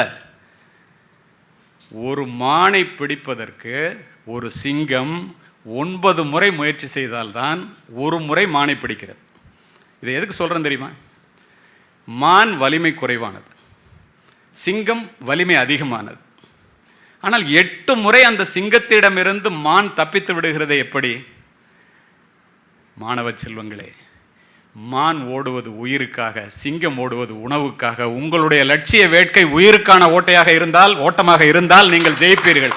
உணவுக்கான ஓட்டமாக இருந்தால் ஜெயிக்க முடியாது. Survival of the fittest. ஒரு தடவை எப்படி சிங்கம் பிடிக்குது? 8 தடவை விரட்டி அதுக்கு உயிர். அதனால நிச்சயமாக நம்ம அதை பிடிச்சி தான் ஆகணுங்கும் போது வலிமை வெற்றி பெறுகிறது. இதுதான் வாழ்க்கை. தெய்வத்தால் ஆகாதெனினும் முயற்சி தன் மெய்வருத்த கூலி தரும் என்ற வள்ளுவனின் வாசகம் மனித முயற்சிக்கு வள்ளுவன் தந்த மகா சாசனம் என்று அடித்து சொல்லுவேன். முயற்சிகள் தவறலாம், முயற்சி செய்ய தவறலாமா? என்னுடைய முயற்சிகள் என்னை பல முறை கைவிட்டதுண்டு. நான் என்னுடைய முயற்சியை ஒரு முறை கூட கைவிட்டதில்லை. ஏன் தெரியுமா? முயற்சி என்பது முடிந்தவரை செய்வதற்கு பெயர் முயற்சி அல்ல, முடியும் வரை செய்வதே முயற்சி. இருட்டு மனிதர்கள் எது வேண்டுமானாலும் சொல்லட்டும், வெளியில உலகம் வெளிச்சமாகத்தானே இருக்கிறது. போராட துணிந்த அத்துணை பேருக்கும் வெற்றி கதவுகள் திறந்தே இருக்கின்றன. ஊரிலே ஓட்டப்பந்தயத்திலே ஓடுவதற்கும் ஒலிம்பிக் ஓட்டப்பந்தயத்திலே ஓடுவதற்கும் வித்தியாசம் உண்டா இல்லையா? ஊரில் ஓடுறதுக்கு கொஞ்சம் முயற்சி இருந்தால் ஜெயிச்சிடலாம். ஒலிம்பிக்கில் ஓடுறதுக்கு வாழ்க்கை பூரா முயற்சி இருக்கணும். சரித்திரத்தை படிப்பவனுக்கும் சரித்திரத்தை படைப்பவனுக்கும் வித்தியாசம் வேண்டுமா இல்லையா? இப்போ நீங்கள் எல்லாம் சரித்திரம் படைக்கணும்னு ஒரு IAS ஆஃபீஸர் ஆனால் IPS ஆஃபீஸர் ஆனோன்னு வந்தால் 1/2 மணி நேரத்தில் தூக்கு கயிறை தொங்க போகிற பகத்சிங் நாட்டு விடுதலைக்காக அவனே அப்படி படித்தான்னா தூக்கு கயிற்றை முத்தமிடும் வரை படித்தான். கலெக்டர் ஆகி IPS ஆஃபீஸர் ஆகி வாழ்க்கை பூரா. உங்களெல்லாம் பார்க்கும்போது நான் எப்படி பார்க்குறேன் தெரியுமா? முறை செய்து காப்பாற்றும் மன்னவன் மக்களுக்கு இறையென்று வைக்கப்படும். நாட்டுக்கு நல்லது செஞ்சு ஏழைகளுடைய வாழ்க்கையில் வந்து முன்னேற்றத்தை கொண்டாடுற ஒரு கலெக்டராகவும், பயன்குன்றும் அறுதொழிலோர் நூல் மறப்பர் காவலன் காவான் எனின். My heroes are those who risk their life every day to protect our world and make it a better place. Police and armed forces Sidney Sheldon. அதை மாதிரி என்னுடைய உண்மையான ஹீரோக்கள் இந்த மாதிரி IAS ஆஃபீஸர் IPS ஆஃபீஸர் தான், சினிமா நடிகர்கள் அல்ல. நிஜங்களை நம்ப கற்றுக்கொள்ளுங்கள். நிழல்களை பார்த்து பின்னால் ஓடவே ஓடாதீர்கள். நாளை வெளியிலே வந்த பிறகு வானத்தை வில்லாக வளைத்து நட்சத்திரங்களை பொத்தானாக்கி எல்லாம் வாழ முடியாது. சோதிக்கணும், எது நிஜம் எது நிழல்னு தெரிஞ்சுங்க. இதெல்லாம் உங்கள் IAS IPS ஆஃபீஸர்கிட்ட நான் சொல்ல வேண்டிய அளவுக்கு நான் நினைக்கிறதுக்கு காரணம், 25 அடியிலேருந்து ஒருத்தன் குதிக்கணும், நான் SP. ஒருத்தனை பிடிக்கணும், நான் தான் குதிக்கணும். சினிமாவில் ஒருத்தன் 60 வயசு நடிகனாக இருப்பான், 25 வயசில் குதிக்கணும், அவன் குதிக்க மாட்டான். ஒருத்தனை குதிக்க சொல்லுவான், அவனை டூப்பும்பான், இவனை ஹீரோம்பான். எவனாவது வந்து லவ் டூயட் பாடும்போது வந்து டூப் போட்டு பார்த்துறீங்களா? சிந்திப்பது உண்டா? இதெல்லாம் தான் நிஜம். இதை ஏன் சொல்கிறேன்னா, நாளைக்கு நீங்கள்லாம் கலெக்டர் ஆகி SP ஆகி உங்களுடைய தகுதி என்ன, உங்களுடைய திறமை என்ன, ஒரிஜினல் நெஞ்சு நிமிர்ந்து நிற்கும். அதுக்கு வாழ்க்கையில் இதை செய்யலைன்னா எப்போ செய்யலைன்னா எப்போ செய்ய போகிறீங்க? நினச்சி பாருங்கள். கடலிலே குதித்து முத்தெடுக்காமல் வெளியிலே வந்தால் கடலிலே முத்து இல்லை என்ற அர்த்தம் அல்ல, உன்னுடைய முயற்சியிலே குறைவு என்று தானே அர்த்தம். மராத்தான் ஓட்டப்பந்தயத்தை பாருங்களேன், நல்லா யோசித்து பாருங்கள். மராத்தான் ஓட்டப்பந்தயத்தை ஆரம்ப புள்ளியில் தான் கூட்டம் அதிகமாக இருக்கும், நிறைவு புள்ளி காலியாகத்தான் இருக்கும். 3 பேர் தான் பிரைஸ் வாங்குவான். எப்படி? தொடக்கத்தில் காட்டுகின்ற உற்சாகத்தை தொடர்ந்து காட்டுபவர்கள் மட்டுமே பந்தய மைதானத்தில் பரிசினை பெற முடியும். 1992 பார்சிலோனா ஒலிம்பிக்கில் 400 மீட்டர்ஸில் டெரக் ரெட்மான்னு ஒருத்தன், அவன் தான் கார்ல் லூயிஸ் மாதிரி உசைன் போல்ட் மாதிரி 100 மீட்டர்ஸ்க்கு, அவன் வந்து 400 மீட்டர்ஸுக்கு நான் பார்த்தது, அதனால சொல்கிறேன். 400 மீட்டர் ட்ராக்கில் 7 பேர் நிற்கிறான், எல்லாம் டெரக்னு வந்து 90,000 பேர் அமர்ந்திருக்கிற அரங்கம் அதிருது. 100 போட்டி ஸ்டார்ட் ஆகிடுச்சு. காரணத்தோடு பதிவு செய்கின்றேன். 100 மீட்டர் ஓடும்போது மற்றவனை விட 10 மீட்டர் முன்னாடி இருக்கான். டெரக் ரெட்மான்னு அலங்க ஃபுல்லாக திடீர்னு அப்படியே பேக் ஆகுறான். மசில் கிராம்ப், காலில் சுளுக்குன்னு வச்சுங்களேன். அது ஸ்போர்ட்ஸ்மேனுக்கு தான் தெரியும், உயிர் போகிற மாதிரி வலிக்கும். எல்லோரும் முன்னாடி ஓடிட்டான், போட்டி முடிஞ்சிருச்சு. இவன் ஒத்த காலை இழுத்து அரங்கத்தில் ஓடிட்டே இருக்கான். அவங்க அப்பா போய் தடுக்கிறார், கால் போயிடுண்டா வேண்டாண்டான்னு. தானாடா விட்டாலும் தசையாடும் இல்லையா, அப்பாவை தள்ளி விட்டான். போலீஸை மீறி ஓடுறாரு அவர். கோச் போய் தடுக்கிறாரு, கோச்சையும் தள்ளி விட்டான். அரங்கமே மீட்டிங்கே போட்டியே முடிஞ்சு போச்சு, அவன் என்னடா ஓடிட்டு இருக்கான்ட்டு. 400 மீட்டரை தாண்டியவுடன் கீழே விழுந்தான். முதன்மை பெறுவதை விட முக்கியமானது முயற்சி பெறுவது தான், முயற்சி செய்வது தான் என்று நிரூபித்த அவனுக்காக அரங்கமே எழுந்து கைதட்டி. அதுதாங்க முயற்சி, சிம்பிளாக சொல்லணும்னாக்க. உழைப்பு. Hard working is not a sacrifice, it is a must for your survival in the world. நம்ம என்னென்னா செய்யறதுக்கு பதிலாக பேசிகிட்டே இருப்போம். சரி, ரவீந்திரநாத் தாகூரினுடைய அற்புதமான வாசகங்கள் 2 ஒன்றையும் ஜார்ஜ் பெர்னாட்ஸோட வாசகத்தையும் இந்த அறிவுபூர்வமான மாணவ மாணவிகளிடம் சொல்ல வேண்டும் என்று நினைக்கிறேன். Spring has passed, summer has gone, and the winter is here. But the song I mean to sing remains unsung. I am stringing and unstringing my instrument. These were the words of a man whose heart is full of regret over the life half lived. The best time to start building your legacy is today, not 10 years after when you have more time. புரியும் உங்களுக்கு? நான் ஒரு பாட்டை பாடணும்னு நினச்சேன். கோடை காலமும் போயிடுச்சு, வசந்த காலமும் போயிடுச்சு, குளிர்காலமும் வந்துடுச்சு. ஆனால் இன்ஸ்ட்ருமெண்ட்டை எடுத்து வச்சுக்கிட்டு இருக்கேன், நான் இன்னும் பாடவே இல்லை. அப்போ நம்ம என்ன செய்கிறோம்? இன்றைக்கு இப்போ ஆரம்பி, இதான் உன்னுடைய, this is the time. Die எம்டின்னு ஒரு புத்தகம், டைம் முடிஞ்சால் சொல்லிவிடுங்க, நான் மட்டும் பேசிட்டு இருந்துருவோம். டை எம்டி என்ற ஒரு புத்தகம், டாட் ஹென்ரி எழுதுனது. அதில் what to you think the costliest land in the world அப்படிமா. ஒருத்தன் எந்திரிச்சு சொல்லுவான் யுனைடெட் அரப், இன்னொருத்தன் நியூயார்க்கில், இன்னொருத்தன் கோல்டு மைன் ஆஃப்ரிக்கா. அதெல்லாம் ஒன்றும் இல்லை, அதை கிரேவி ஆடுமா. என்னடா சுடுகாட்டை சொல்கிறான்னு பார்த்தா நிறைய பேர் ஐஏஎஸ் ஆகணும் ஐபிஎஸ் ஆகணும்னு நினச்சி ஆகாமலே சுடுகாட்டுக்கு போயிட்டானான். அதை மாதிரி பெரிய பெரிய திங்கிங்கோட செய்யணும்னு நினச்சி செய்யாமல் போனவெல்லாம் சுடுகாட்டில் இருக்காண்டா. அதனால அதுதான்டா காஸ்ட்லியஸ்ட் பிளேஸு, நீ அது மாதிரி போயிடாதங்கிறான். ஜார்ஜ் பெர்னாட்சன் இன்னும் அழகாக சொல்லுவான், I want to be thoroughly used up before I die. I enjoy my life for its own sake. The harder I work the more I live.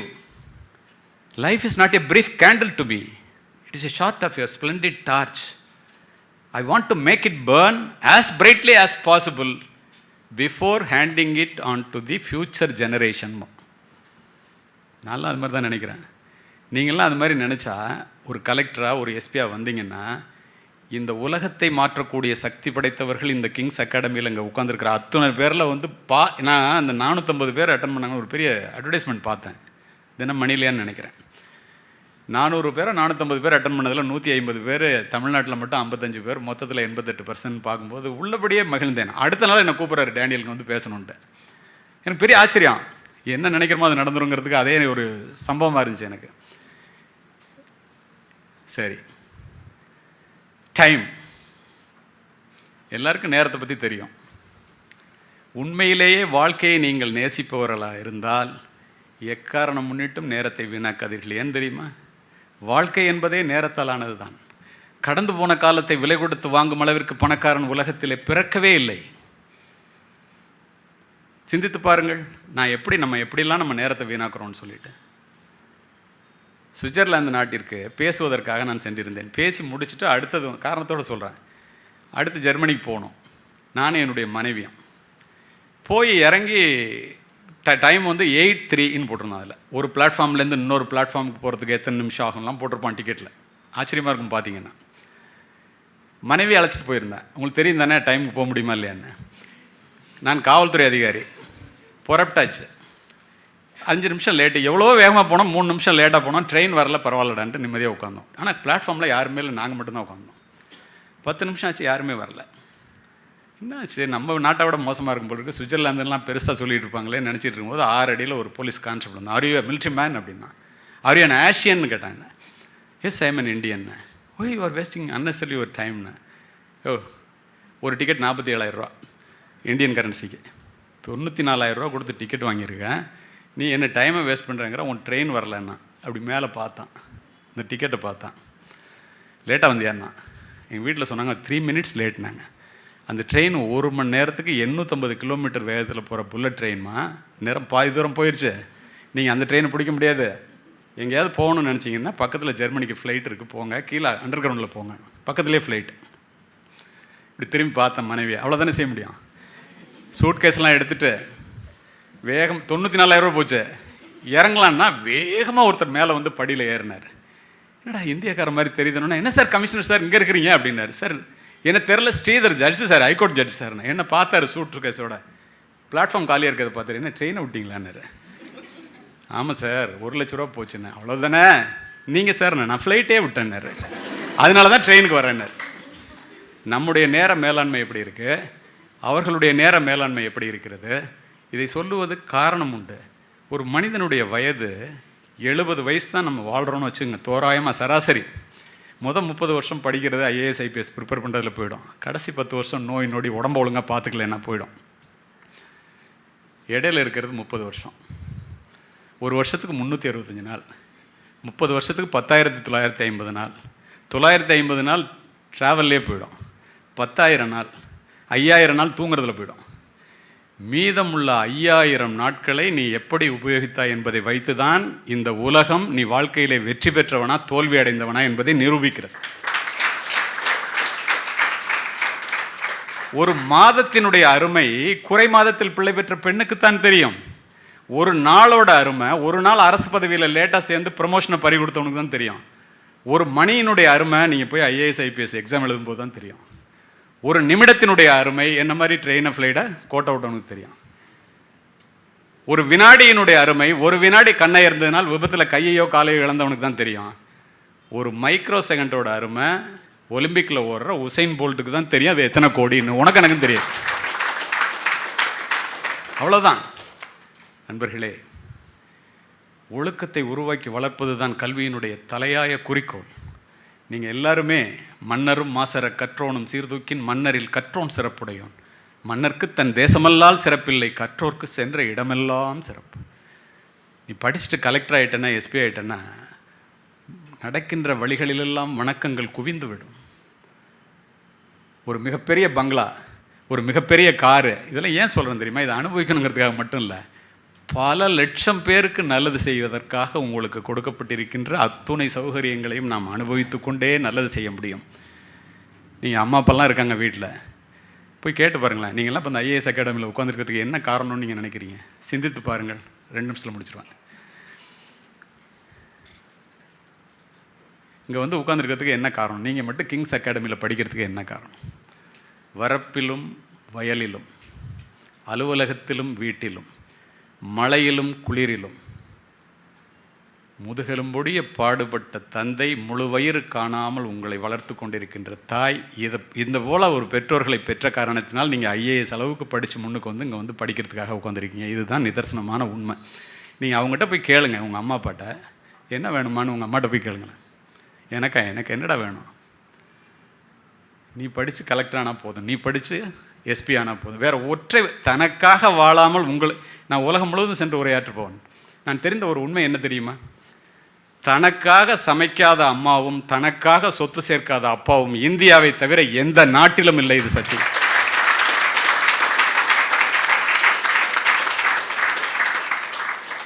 ஒரு நாட்டில் போய் இறங்கணுன்னா என்கிட்ட கேட்டான், அவர் என்ன இந்தியன்? எஸ்னா. You fellows you are living for the next generation. அடுத்த நிமிஷம் சொன்னான், என்னடா சொல்கிறான் அவன்? ஒரு நிமிஷம் யோசித்து பார்த்தேன். என் மனைவி அவன் கரெக்டாக தான் சொல்கிறான், வாங்க போகலான்னு. பிள்ளைங்களுக்காகவே வாழ்கிற ஒரு ஜெனரேஷன் 380 பேரை சுமந்து கொண்டு ஒரு விமானம் மத்தியதரை கடலிலே பறந்தது.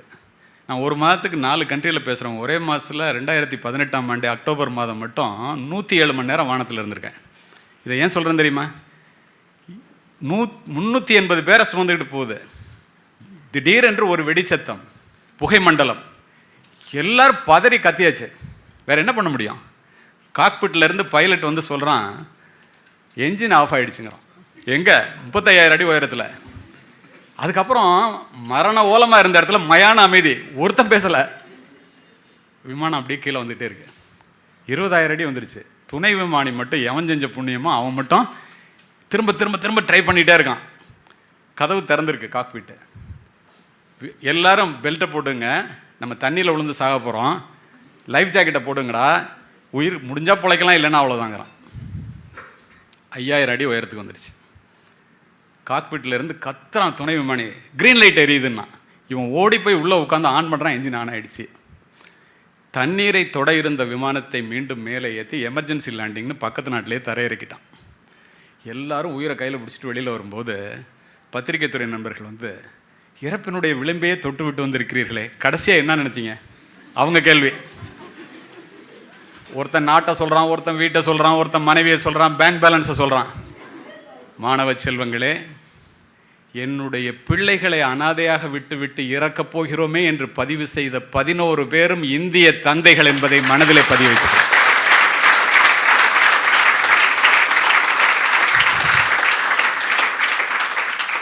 தாயிலிருந்து தான் தலைமுறை தொடங்குகிறது. ஒவ்வொரு தாயும் ஒரு வரலாறு. தலைமுறை மாற்றத்தை உருவாக்கக்கூடிய தகுதி படைத்தவள் இந்த உலகத்தில் தாய் மட்டுமே.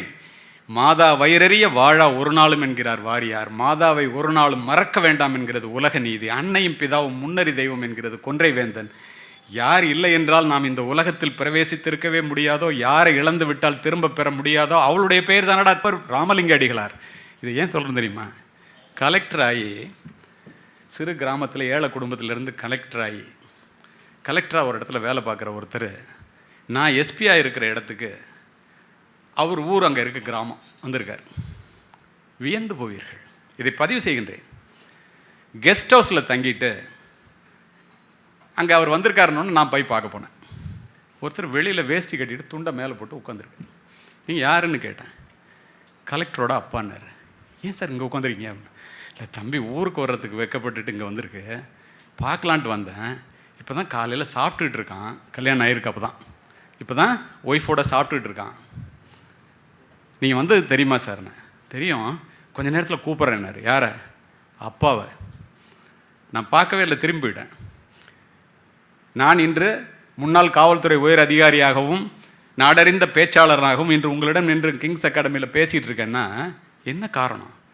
வயலிலே புல்லறுத்து வரப்பிலே களை எடுத்து கையிலே வடிகின்ற இரத்தத்தை காசாக்கி என்னுடைய ஏழை தாய் என்னை படிக்க வைத்த காரணத்தினால் இன்று உங்கள் முன் நான் நின்று பேசிக் கொண்டிருக்கின்றேன். அத்துணை பெருமை என்னை பெற்றெடுத்த தாயே சார்.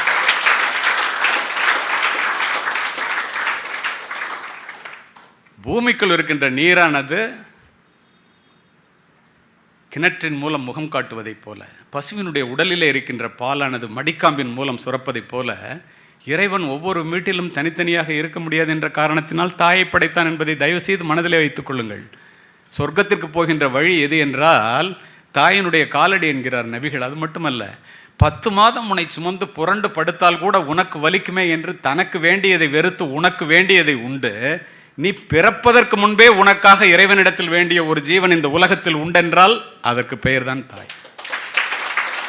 இதை நாம் புரிந்து கொள்ள வேண்டாமா?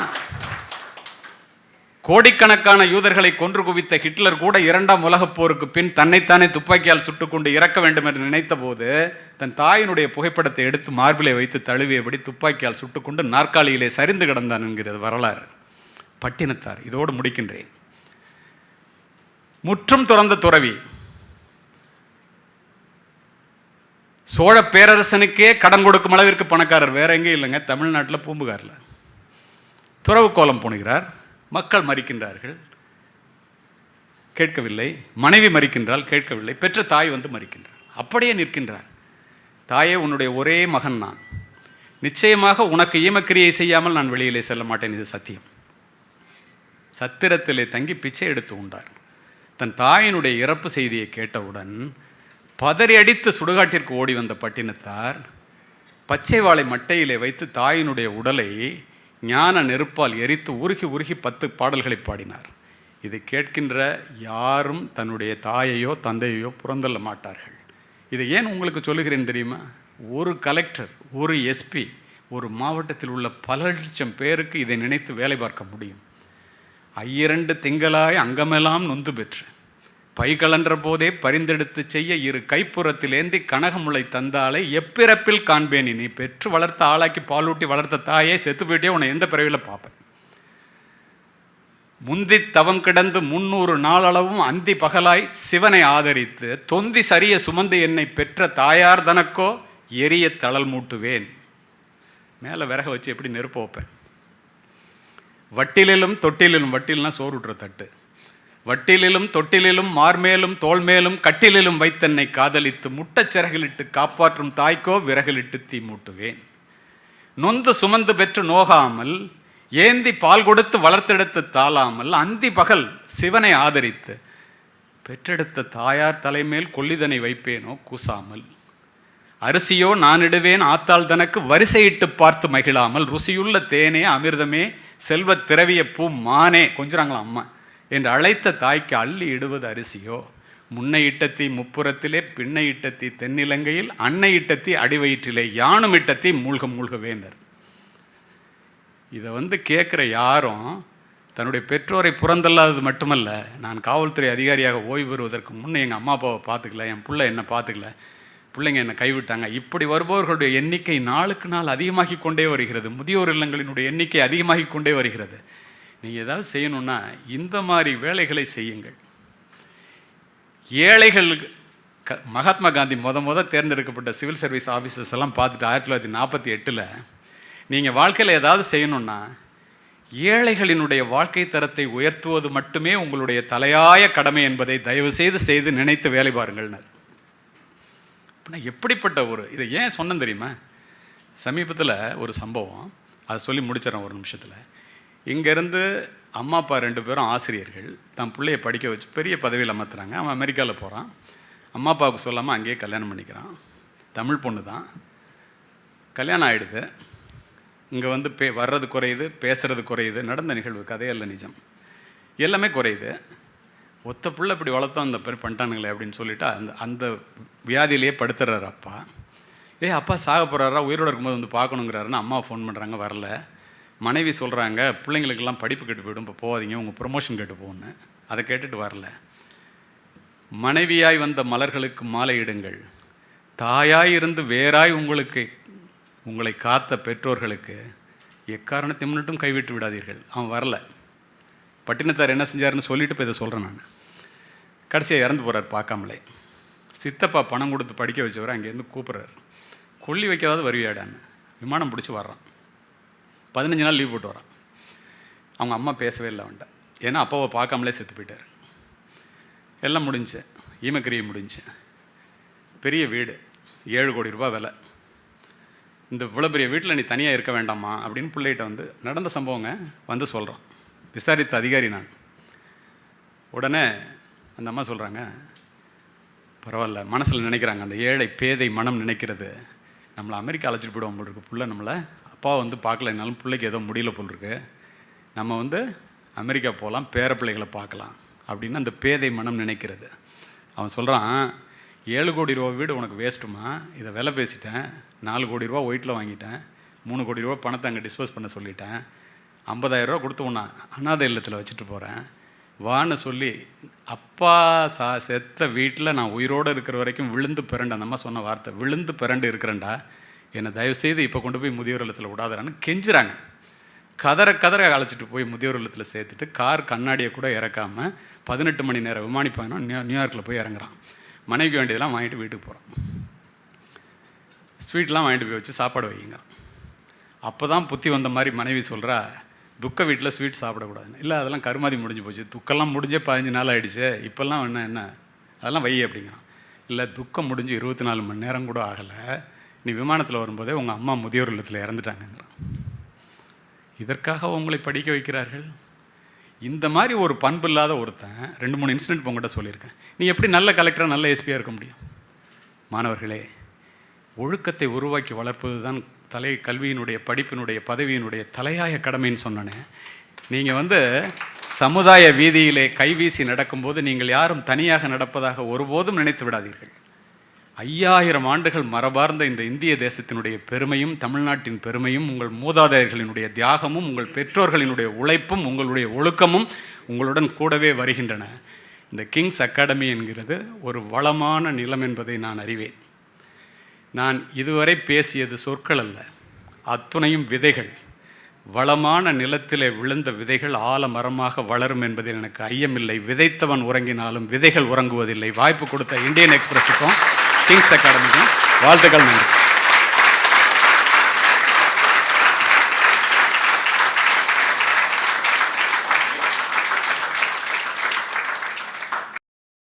அதாவது I just wanted to say one thing. நிறைய ஸ்பீக்கர்ஸ் வந்துட்டு வேறு வேறு மெத்தட் இருக்குது. அதாவது நம்ம ஒரு இடத்துல பேசும்போது பப்ளிக் ஸ்பீக்கிங்கில் the gauge the audience interest இருக்கா, அதாவது பின்னாடியிலேருந்து சத்தம் வருதா அப்படின்றது ஒரு பெரிய ஃபேக்டர். பேசுகிறாங்களா அப்படின்றது, பேசுகிறாங்கன்னா அப்போ சரி நம்ம பேசுகிற கண்டென்ட் வந்து ரீச் ஆகலை அப்படின்னு சொல்லிட்டு கொஞ்சம் ரீகேலிப்ரேட் பண்ணுவாங்க. இன்னும் சில பேர் என்ன பண்ணுவாங்க, ஐ கான்டாக்ட் அப்படியே ஆடியன்ஸில் பார்ப்பாங்க. ஒரு 5 பேர் ஐடென்டிஃபை பண்ணிப்பாங்க who are really interested. So அப்படியே ஸ்விட்ச் பண்ணிகிட்டே வருவாங்க பேசும்போது. இன்னும் சில பேர் எதை வச்சு கேஜ் பண்ணுவாங்கன்னா, ஃப்ரீக்வன்சி ஆஃப் கிளாப்ஸ். எவ்வளோ நேரத்துக்கு ஒரு வாட்டி வந்து ஆடியன்ஸ் கனெக்ட் பண்ணி நம்ம கை தட்டுறாங்க, ரெஸ்பாண்ட் பண்ணுறாங்க. இல்லை சாரோட கேஸில் வந்து கை தட்டுறாங்க, அப்புறம் வந்து கண்ணை துடைக்கிறாங்க, கை தட்டுறாங்க, கண்ணை துடைக்கிறாங்க. ஸோ இந்த மாதிரி வந்து கேஜ் பண்ணுவாங்க. ஆனால் இந்த பர்டிகுலர் டாக் சார் கொடுத்ததில் வந்து நான் எதை வச்சு தெரியுமா கேஜ் பண்ணேன், 1.5 மணி நேரம் எத்தனை பேர் ஃபோனை தொடலை அப்படின்றத வச்சு கேஜ் பண்ணும்போது I have never been in an audience that has not touched their phone for so long. தயவு சேர்ந்து எல்லாரும் ஒரு முறை எழுந்து நின்று என்னோட சேர்ந்து சாருக்கு ஒரு heartfelt round of gratitude please. எவ்வளோ மேக்ஸிமம் பண்ண முடியும்?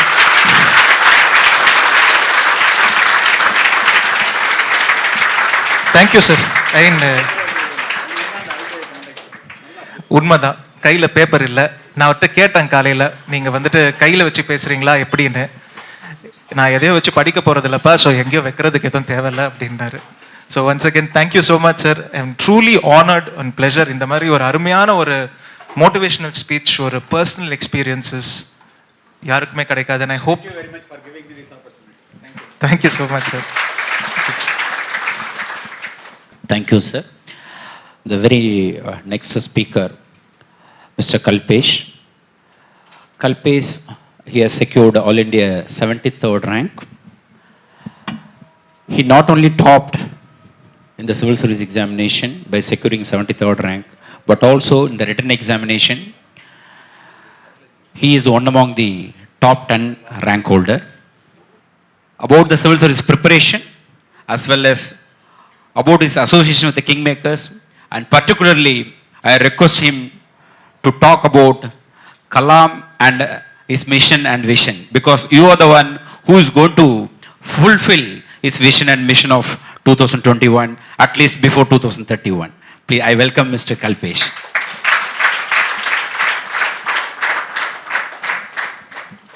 Matia Vanakam.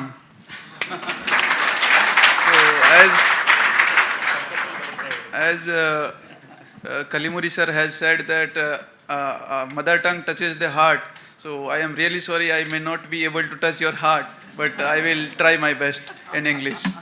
So thank you.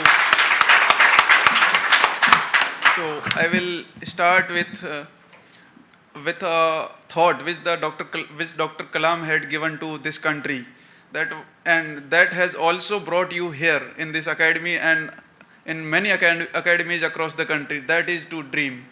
So one dream that you have seen of becoming a civil servant has brought you here, and Dr. Kalam was a prolific advocate of that thing. He said, dream, dream, dream. Dream transform into actions, dream transform into thoughts, and thoughts transform into actions. So one dream that you saw, that I will be one day become the civil servant, has brought you here. That is the action, and you will finally get the result, and every one of you will become a civil servant one day. So that is one thing. Another, I am very fortunate to have impact of Dr. Kalam on my life from a very impressionable age, because during my schooling, in my pre-schooling around 2002 to 2007, Dr. Kalam was our honorable president, and every day or the other a news regarding related to him was there in the newspapers, and I used to read them a lot and get inspiration from him. And he is my personal ideal as well. So I could not have been more fortunate than being here on the Dr. Kalam's 90th birth anniversary here. So I dedicate my success to Dr. Kalam as well.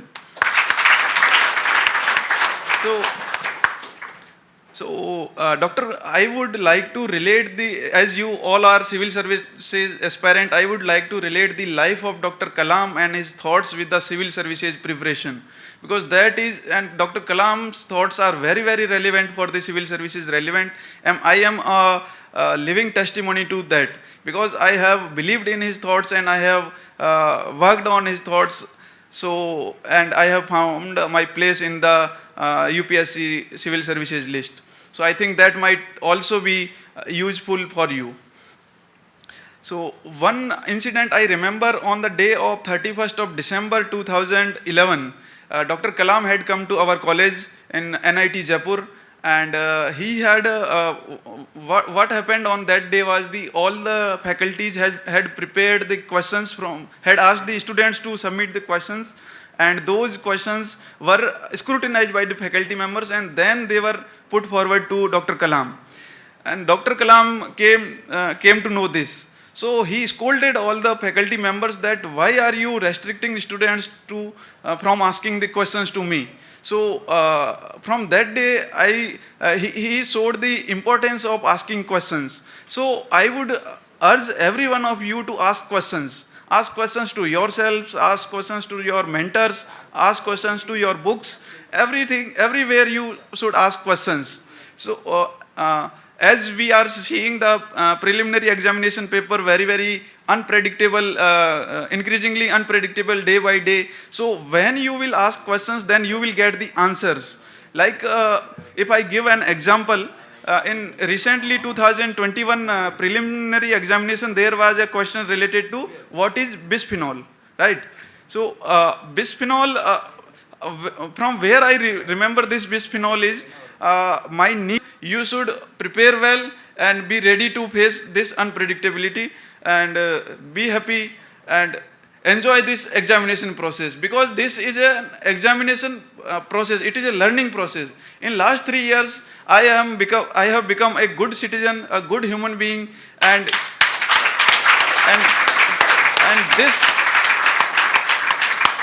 this preparation will eventually pay you in long term, and in long term you will succeed, whether you become a civil servant or whether you don't become a civil servant, but you will succeed. So that is the thing which I have learned from this examination process. So that is all, and thank you. Jai Hind.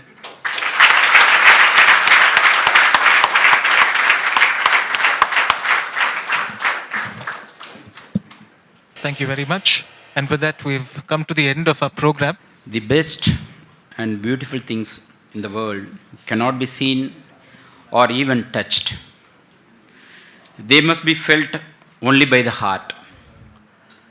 Today, it is one such event which has touched our heart, which will be remembered forever. Thank you, Indian Express, for making this great event, Mission Kalam Vision 2031, which is a very, very successful and motivational event which will be remembered in our heart forever. I consider it as a great privilege to propose a vote of thanks on behalf of the Kingmakers IAS Academy to all the dignitaries who have witnessed as a most memorable and successful great personalities. The great person who is celebrated everywhere, who is celebrated globally. Today, we are all blessed to have him, that is the great orator, great human being, great policeman, great father, great citizen, that is none other than Mr. Kalimurthy IPS sir.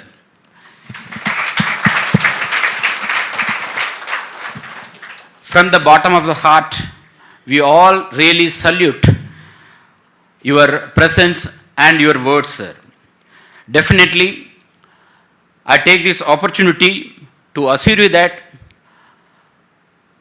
many, not few, many of our students are very much inspired, and definitely they will keep all the words in their mind when they are going to prepare for the examination, as well as after they achieved the civil service examination, they will keep all the advice, whatever you advise now, because some of the success stories you told, some of the achievers, how they behaved in their life, that also you just recollected. I'm sure that is a very good message for all the achievers.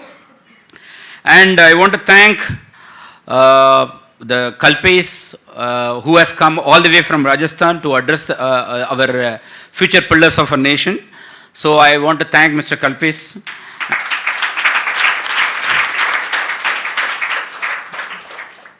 And third, very important person, the editor, the Indian Express, Mr. Daniel has come today because really a great pleasure in having him for this great event. I thank Daniel, sir. I like to thank the great scientist, the former ISRO chairman, Mailsamy Annadurai, sir. Though he was not able to come in person, he recorded his beautiful message and he has forwarded to us. I want to thank Mailsamy Annadurai, sir. And I take this opportunity to convey our thanks to Mr. Sheikh Dawood, who is a grandson of Dr. APJ Abdul Kalam, sir. Thank you, sir. And finally, I want to thank Mr. Vignesh, sir, because who is continuously supporting us. 3-4 years before, in association with the Indian Express, we went to Dubai. During that time, we had a very good time. Even now, I am remembering. Along with my family, I went, and with the Indian Express family, they had a beautiful exhibition over there. Actually, everybody, they were laughing. What you are going to talk about civil service examination, those who are living in in Dubai. But we were having a small discussion that time. I told sir, there are many people, those who are from India, but they are living in abroad, but they want to join the civil services because even they are earning a lot of money, they are not happy there. So after attending that program, after that exhibition is over, 2 students, they came to India. They started the civil service preparation. They are preparing. They are going to appear for the civil service examination in 2021. So they had appeared for the prelims examination. They will also, one student, the age is not completed. They are going to appear in 2022. So such an opportunity was provided by Indian Express. Through that event also, we got 1 or 2 students who, because they had the idea of serving for nation by joining in the civil service examination. That platform was provided by the Indian Express. I take this opportunity to thank the Indian Express. And a kind of event, this kind of event which has a different dimension, that will not happen overnight. The wheel has to roll for a month in advance. But this event happened within a period of just 1 week. Many people have contributed for the success of this event. We have been fortunate enough to be backed by a team of very motivated and dedicated people and volunteers from Indian Express as well as from Kingmakers IAS Academy. So I want to thank all the team members. I cannot thank everyone enough for the involvement they have shown and the willingness they have expressed to take this event beyond their comfort zones. I take this opportunity to thank all the students, those who have sincerely participated and made this event a grand success. So once again, thank you very much to all who have assembled here and to make this event a great, pleasant and memorable event. Thank you so much. We conducted a small campaign, sir. அதாவது கலாம் சாரோட vision 2031 எப்படி இருக்கணும்னு road map. So she did a fantastic thing. I'll share it with you a little later. We just thought we'll give her a couple of books if you can just present it to her. Moon?